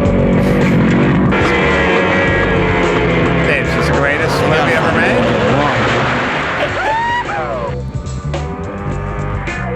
It's Rosie Greer with a white man's head attached to him. I retired from football for this? He may have still been playing. Oh, my God! You okay, Harry? Harry? Every 70s movie was cop cars trying to follow bad guys and ending up in a trench. Yeah, they never caught. You get some sleep, baby. Why don't you stay here for a little while? It's no use, honey. Maybe when I get used to it. Now you know you got to go. Oh, see, he wanted some loving. Wow. What a... Yeah. I've never even heard of that. That's amazing. That's the greatest movie of all time, right? Move over. Face Off. That's right. All right. Shek, we got to make some room for Carlo Mendez. All right, who's fine. coming in here. I should give you a plug. -3 with Kevin Hench, our favorite, and Extra Points with Sarah Tiana, our second favorite podcast. Shoot him a tweet at Dameshek and Instagram at @DDameshek as well. We will. Oh, sorry. Is our second guest here? Or did I miss something? Oh, they said yes here. Oh, he is here. Well, why does it say 2 minutes on the? The trailer's 2 minutes. All right, I got it. We'll talk to Carlo. Right. Hey, don't miss Ace though. He's going to be at the Kookaburra Lounge. Oh, that's Kookaburra Lounge. Go see him, everybody. May 8th. Thanks All for right. having me, Ace. Always Thanks. good to see everybody, especially Dr. Cheese. O'Reilly Auto Parts. O'Reilly Auto Parts. They're in the business of keeping your car on the road. They offer friendly, helpful service and the parts, knowledge, and everything else you need to maintain and repair your vehicle. They've got thousands of parts and accessories in stock, either in store or online. You never have to worry if you're in a jam. They got your part. The team at O'Reilly Auto Parts can test your battery for free in or out of your car. It's nice not to have to yank that thing. If it needs to be replaced, they'll help you find the right battery for your vehicle. Need your windshield wipers replaced, brake light fixed, or quick service? They'll help you find the right parts or point you in the nearest local repair shop. So you can have the pros do it. Whether you're a car aficionado or an auto novice, you'll find the employees at O'Reilly Auto Parts are knowledgeable, helpful, and all friendly. The professional parts people at O'Reilly Auto Parts are your one-stop shop for all things auto, do-it-yourself. And you can find out what you need in-store or online. Stop by O'Reilly Auto Parts today, or you can give them a visit, O'ReillyAuto.com/Adam. That's O'ReillyAuto.com/Adam. It's time to check Adam's voicemail. Hey, Adam, I just thought you'd like to know that there's this fucking little brown Mini Cooper in front of me right now in traffic that has a I Love Bacon sticker, bacon inside, vanity plate that says I Love Bacon, and don't forget the license plate frame that mentions bacon. Oh, did I mention that the Mini Cooper's brown?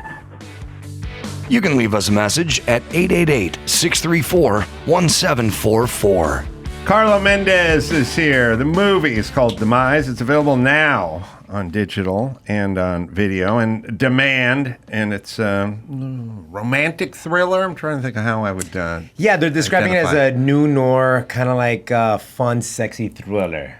Yeah, well, it works, and you got the right look for that. Thank you. You must you get some telenovela offers and stuff. You should know he's a very attractive man who looks after himself. Yeah, but I just the one thing I don't want to do, the telenovela. I nothing against it. Nah, I get it. It's not the best quality of acting or of storylines. It is the same thing redundant. Oh my God, my twin brother. Oh my God, your wife died, but she came back and disappeared. And then my husband's your brother's uncle's friend. There's no. Love that one. You're right. I shouldn't have brought that up. no, it's fine. But you gotta look good, and you look good. Thank you. A strong genetic hand. I guess everyone is your family. I mean, your sister Eva's obviously very beautiful. But is everyone in the family aesthetically pleasing? I don't think my dad. I've always said that my dad is like the milkman because I don't think we look like they say we do in the eyes. Mm-hmm. My dad is not the most handsome man, but yeah, I mean, my sister's beautiful. I got two other sisters on my dad's side that are very beautiful as well. So I guess, yeah, we got lucky with the genetic pool there. Did you guys? You grew up in Los Angeles and then went to Miami, or what? Well, opposite. So I was born here in LA, raised in Miami, because we have the same dad, different mom. So I was born here, raised in Miami, and then my sister was born in Miami, raised over here. Oh, okay. So are you guys close? Are you tight? Yeah, we are. Yeah, in total, I got 5 sisters. Had one brother. And we're all, pretty close, because like I said, on my dad's side, I'm close to them, and on my mom's side, it's separate, but I'm close to them as well. It's a little confusing. It's all over the place, Hispanic family. When you go to visit and like Ryan Gosling answers the door and you're standing there and there's someone who's better looking than him standing in this doorway, he's got to be freaked out and confused, right? I don't know about that. He's such an awesome guy. He's so nice, so great, so down to earth. He's such an awesome guy. They both are they got lucky with each other, I'll tell you that. They're both just amazing people. Yeah, she took some heat or something a week ago when she was like, well, I stopped acting so I could raise kids. And then everyone was like, he forced her to stop acting. And it's like, we're such a fucked up society that if a mom just says, hey, I got money and I've done this and now I'm going to do a job that I think is more important, then we all have to shift some sort of blame or some societal something. I'm just like, she's comfortable and she loves her kids, so she wants to do this for a while. There's nothing more important than family. If she would have done the opposite, like, I'm going to continue working, and then people are like, oh, well, aren't you taking care of your kids? It's like you can never win, especially in this industry. You can never, ever win. She took a back burn to raise the girls and just not worry about acting. And why not? I mean, family's the most important thing in the world. That's it. There's nothing that tops, especially when you have kids, nothing tops that. So yeah. I saw some of the comments too, and I'm like, it's just ridiculous how people just like to blame and never have anything good to say. Well, how would it work? So if you're a woman and you get a couple of nannies and then you go out and work the entire time, then you get criticized for farming everything out to the nannies. And then if you say, I'd like to stay home and raise my kids, then you get criticized for putting your career on hold. And I think the criticism it's like she didn't have a choice in it. But I'm sure if she wanted to work, she could work. Of course. And Ryan would probably... Yeah, of course. She can still work. That. She still has a name. She's a great actress. She can still work and get a nanny, but she wants to raise her family on her own. Be there for them, So there's nothing wrong with it, but just people just complain and bitch about anything and everything, no matter what it is, Yeah, although I do that. I do too, but, at least make it make sense, Do you are you married? Do you have kids? You single? Where Not married. I have a girlfriend. No kids. I don't know if I want to have kids, to be honest. I got 18 nephews and nieces. Oh, between boy. all my siblings. Yeah. And I'm already 45, and I'm like, I don't know if I want to start a family at this age already. And it's tough. If it happens, it happens, but I'm not looking forward to it, and I really don't want. Well, all right. Let's try to figure this out, because I was at a car museum over the weekend, and we're talking about Jay Leno, who has no kids. And, my dad not having kids would have been fine, but my dad didn't own 200 priceless cars, And at a certain point, when the dad gets into his 70s, like Jay is, and you go, what's going to happen to all these private this collection of supercars? And the one thing, what people don't really understand about Jay, I was just at a shop the other day, the cars are priceless, and everyone, the cars. What about the value of the collection? How about the 100,000 square foot of warehouse in prime real estate? Yeah. Like, you're forgetting, whatever you do with the cars, tack on another 40 million in warehouses. You're forgetting about what the roof over the cars. You act like the cars has them all in the driveway of his house. It's warehouse after warehouse after warehouse in super expensive warehouse district. Has he alluded to what he's going to do with? I ask him every time. He says, I don't care. I'm gone. You guys worry about it. I'm like, well, who'd be a pretty good custodian with those cars? Ace sign this Goodwrench paper. Carolla over here. Yeah, but he has conservatorship over his wife now, so you start thinking about the future. Yeah. And so, but here's what I'm thinking. Here's what I said. I said, look, obviously his wife didn't push the kid agenda, because most guys I know are kind of ambivalent. I got twins, and they're 17, boy, girl, and me and my wife tried to have kids the natural way, and it didn't work out. And my take was, well, I guess God doesn't want us to have kids. I'm going to go watch SportsCenter now and not pay for everyone's braces, And then she's like, no, we got to do in vitro and whatever. And eventually I had kids, and I'm happy we have kids. But I think it's the woman. Like, if Jay Leno's wife really wanted kids, then they would probably have kids. Yeah. Guys are a little bit along for the ride. So if you have a girlfriend that's 31 and she really wants kids, you're probably going to have kids. If she's like, I'm into travel and hanging out, then you probably won't. Yeah. I mean, it can happen. I'm just not looking forward to it. Like, I have a couple of buddies of mine that in their 50s had kids, in their early 50s, So and for men, as we know, we can, I keep pretty good shape. I can keep, going. I can have kids later on in life and, keep up with them. But I just never, just seeing how this world is and seeing how hard it is to raise kids and everything, I'm like, and my career is not where I want it to be either. Maybe if my career was where I want it to be, then I'd be like, okay, maybe I can have a kid. Because I definitely want to have just one. If I have, it's got to be two. I would not want to have an only child. Oh, really? Yeah, because it's there's nothing better than having siblings next to you. I mean, you got twins. Yeah. And thank God they have each other, but having being an only child probably is terrible, I guess, but yeah, just like, if it happens, it happens, but I'm not looking forward to it. All right. Yeah, I mean, again, I don't know, Chris. I don't know how you were. It's rare that I meet the guy that's gung-ho for kids. They're out there. Right. Yeah. But I rarely meet the gung-hoers. I meet the along for the riders. I mean, you can't really tell your kids this, although I guess my kids could listen to the podcast. Yeah, they'll find it. But I mean, you're kind of along for the ride on the kids, and then there's like 10% of guys who really want the kids, you know. Right. But I don't know. Are you really want it, along for the ride? I was along for the ride for most of it, and then just like there was a switch. Oh, then you have to pretend like you want it. There was a switch, and I love my wife, I love my Understood. kids, and it just all worked out perfectly. No, it is.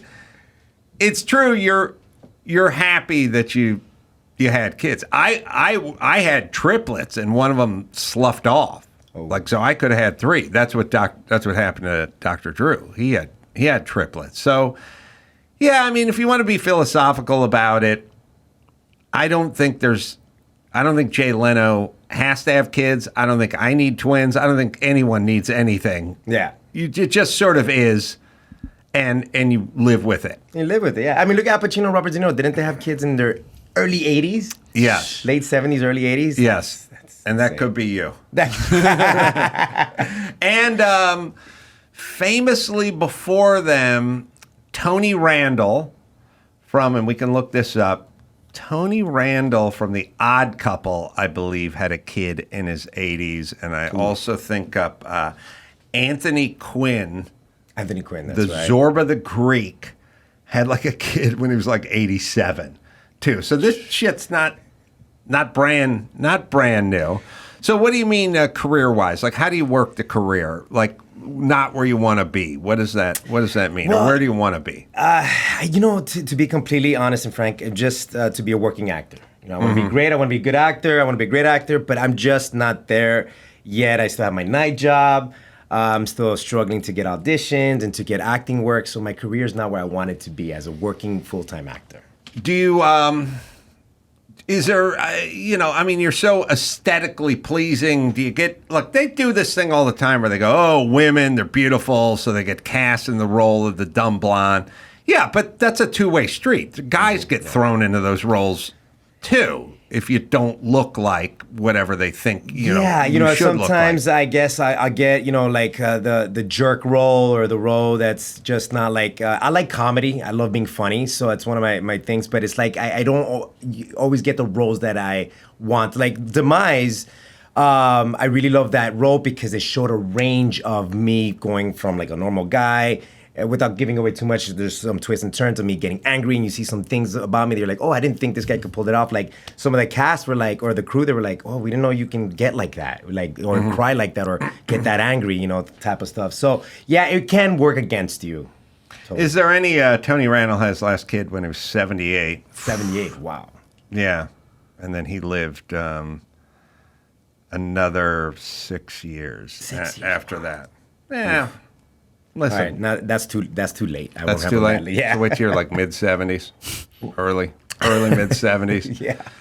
Do you, this is a weird, so we live in a town where everyone always talking about Nepo babies, you know what I mean? Yeah. And obviously your sister's a big star, married to a big star. You ever go like, you know how they do that Nepo baby thing, like where they toss some bones? I want to do as much as I can on my own. I know, if they give me advice and a little bit of help, but I just want to prove myself. Like they say, you can lead a horse to the water, but you can't make it drink. Like you can lead me to the door and open it, but if I don't do good, if I don't become great, if I don't really work hard at it, then what's the point of being thrown things at me? So I want to do as much as I can on my own. And I know that the name, because my sister has a bigger name than me, it's going to be associated at first with me, but I imagine there'll be hopefully the further I go along with my career, that it'll be like, oh, Carlo Mendez on his own. Carlo Mendez did it, and I just want to do as much as I can on my own. Like, one of my goals is to actually book a movie with Ryan Gosling, show up on set and be like,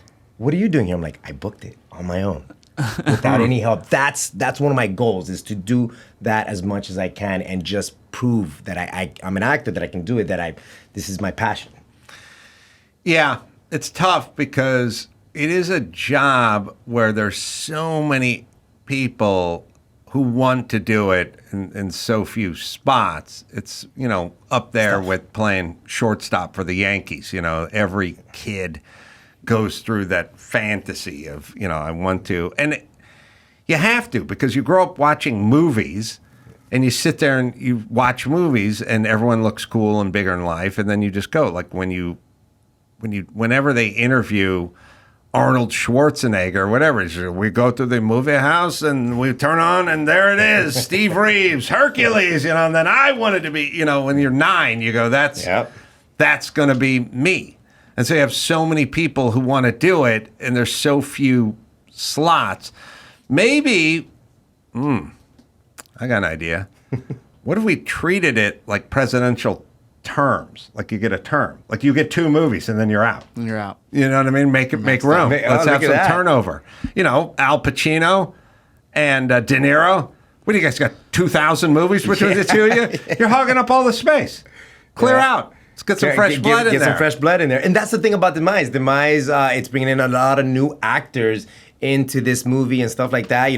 Pretty much, even though I've been at it for 14, 15 years, I people are just finding out about me. So it's kind of like that. And you got Liz and you got Krista in the movie that are just upcoming actresses, making way for new actors, Do you got other stuff you're into, like if you weren't into acting? If I wasn't into acting, I probably would have been a police officer, a cop. Oh, really? Yeah, I applied years ago, long story short, I applied to be a cop in Miami, and I remember when I passed the first part of the test, and I go, wow, this is it. If I pass this, if I go to the next level, this is it. This is not just a job, it's a career. And I took a long, hard look at myself, and I said, no, it's not going to make me fully happy.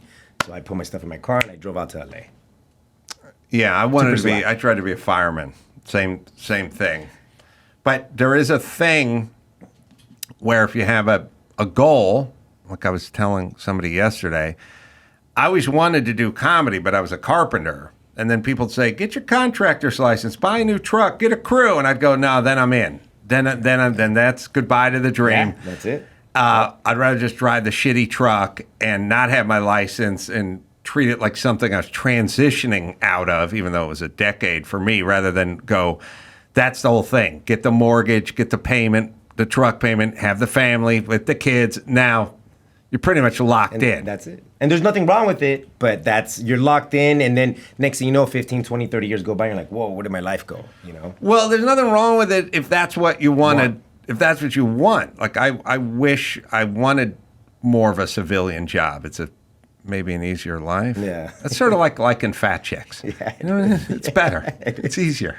It's easier. It's less heartbreaking, less disappointments, less rejection. Less competition. Less competition, 100%. Anthony Quinn had his last child at age 81. 81, wow. Died 5 years later. So again, still got time. Some time. So done. Wanted to be a cop, maybe. Flirted with it. But now, what else beside acting? I mean, you into vintage cars, soccer, fishing, paragliding. Just that. I guess in that sense, I'm kind of like boring. I just go to the gym, work out, watch movies. I love collecting stuff. I collect stamps and coins, and just spend time with family. Just that kind of stuff. And then just been really just honing in on my craft, honing in on just being an actor and just really focusing on that. You're one of these guys who probably likes the gym because you get results. Yeah. You know what I mean? Like, I realize, we tell everyone, go to the gym, go to the gym, go to the gym. But if you're one of these people that goes to the gym and you sort of look the same 6 months later, it's hard to get you going because it's like, what's the deal? It's like people that move well like dancing. Because they go, oh, it's great. It's like, Frank, yeah, but if you're clunky and you're on your heels, you don't really like it. Then people go, you should dance every day for at least an hour. And I go, I don't want to because nothing's coming out the other end. Well, what I always tell people is it gets to a point after when you work out, it's not even physical anymore. It's all mental. It's for your mental stability. Like, there's times where I'm like, oh, I don't want to go to the gym. But and then I go work out and I come back out. I'm like, oh, my God, I feel like a new man. Feel amazing. It's at this point, I've been working out for almost 20 years. It's all mental now. It's not physical. Thankfully, physical has transformed, but it's all mental, and it makes me feel so much better afterwards. I'll tell you my latest thing. 20-pound weighted vest. I'm too fucking lazy to go lift weights and do all the shit I used to do, run bleachers and all the shit. I played high school and box and stuff, all the shit I had to do. Now I just put on this 20-pound vest.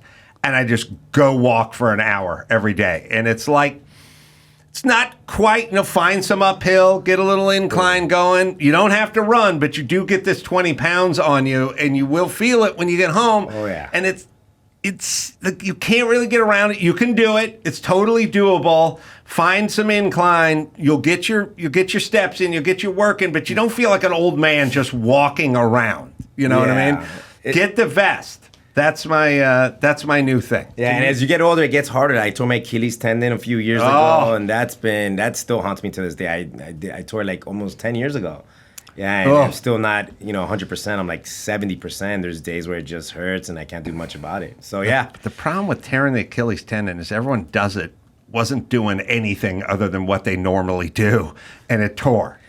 The Rock tore his, filming like Gridiron Gang. Like it's just. It's like it never happens, and then it happens. Yeah. And it's never anyone going, well, I was skydiving or I was free-base jumping. They just go, I went out, did what I always, bow. Boom, like that. Mine happened in playing basketball. Well, this is the way it happened. Long story short, I was playing basketball. Some guy landed on my leg. It felt kind of weird. I was like, okay. And then I remember a few days later going to the bank, and I missed the step. And when I stepped down on my left leg, I felt the step. Yeah. The one I can't stand is when I go, I heard the pop. Yeah. I'm always like, no. Yeah. It's like a shotgun blast. And All then, right. Yeah. It was terrible, yeah. Well, now you've earned a sympathy plug.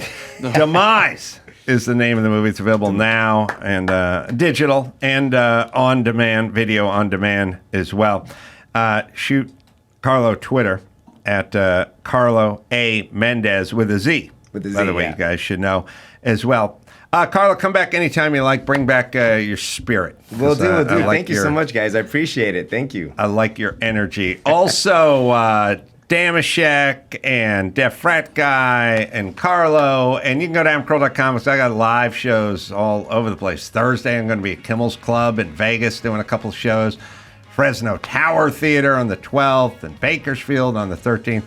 Go to amcurl.com for all that. Until next time, it's Adam for Carlo, Deaf Frat Guy, and Dave Dameshek, and Chris saying mahalo.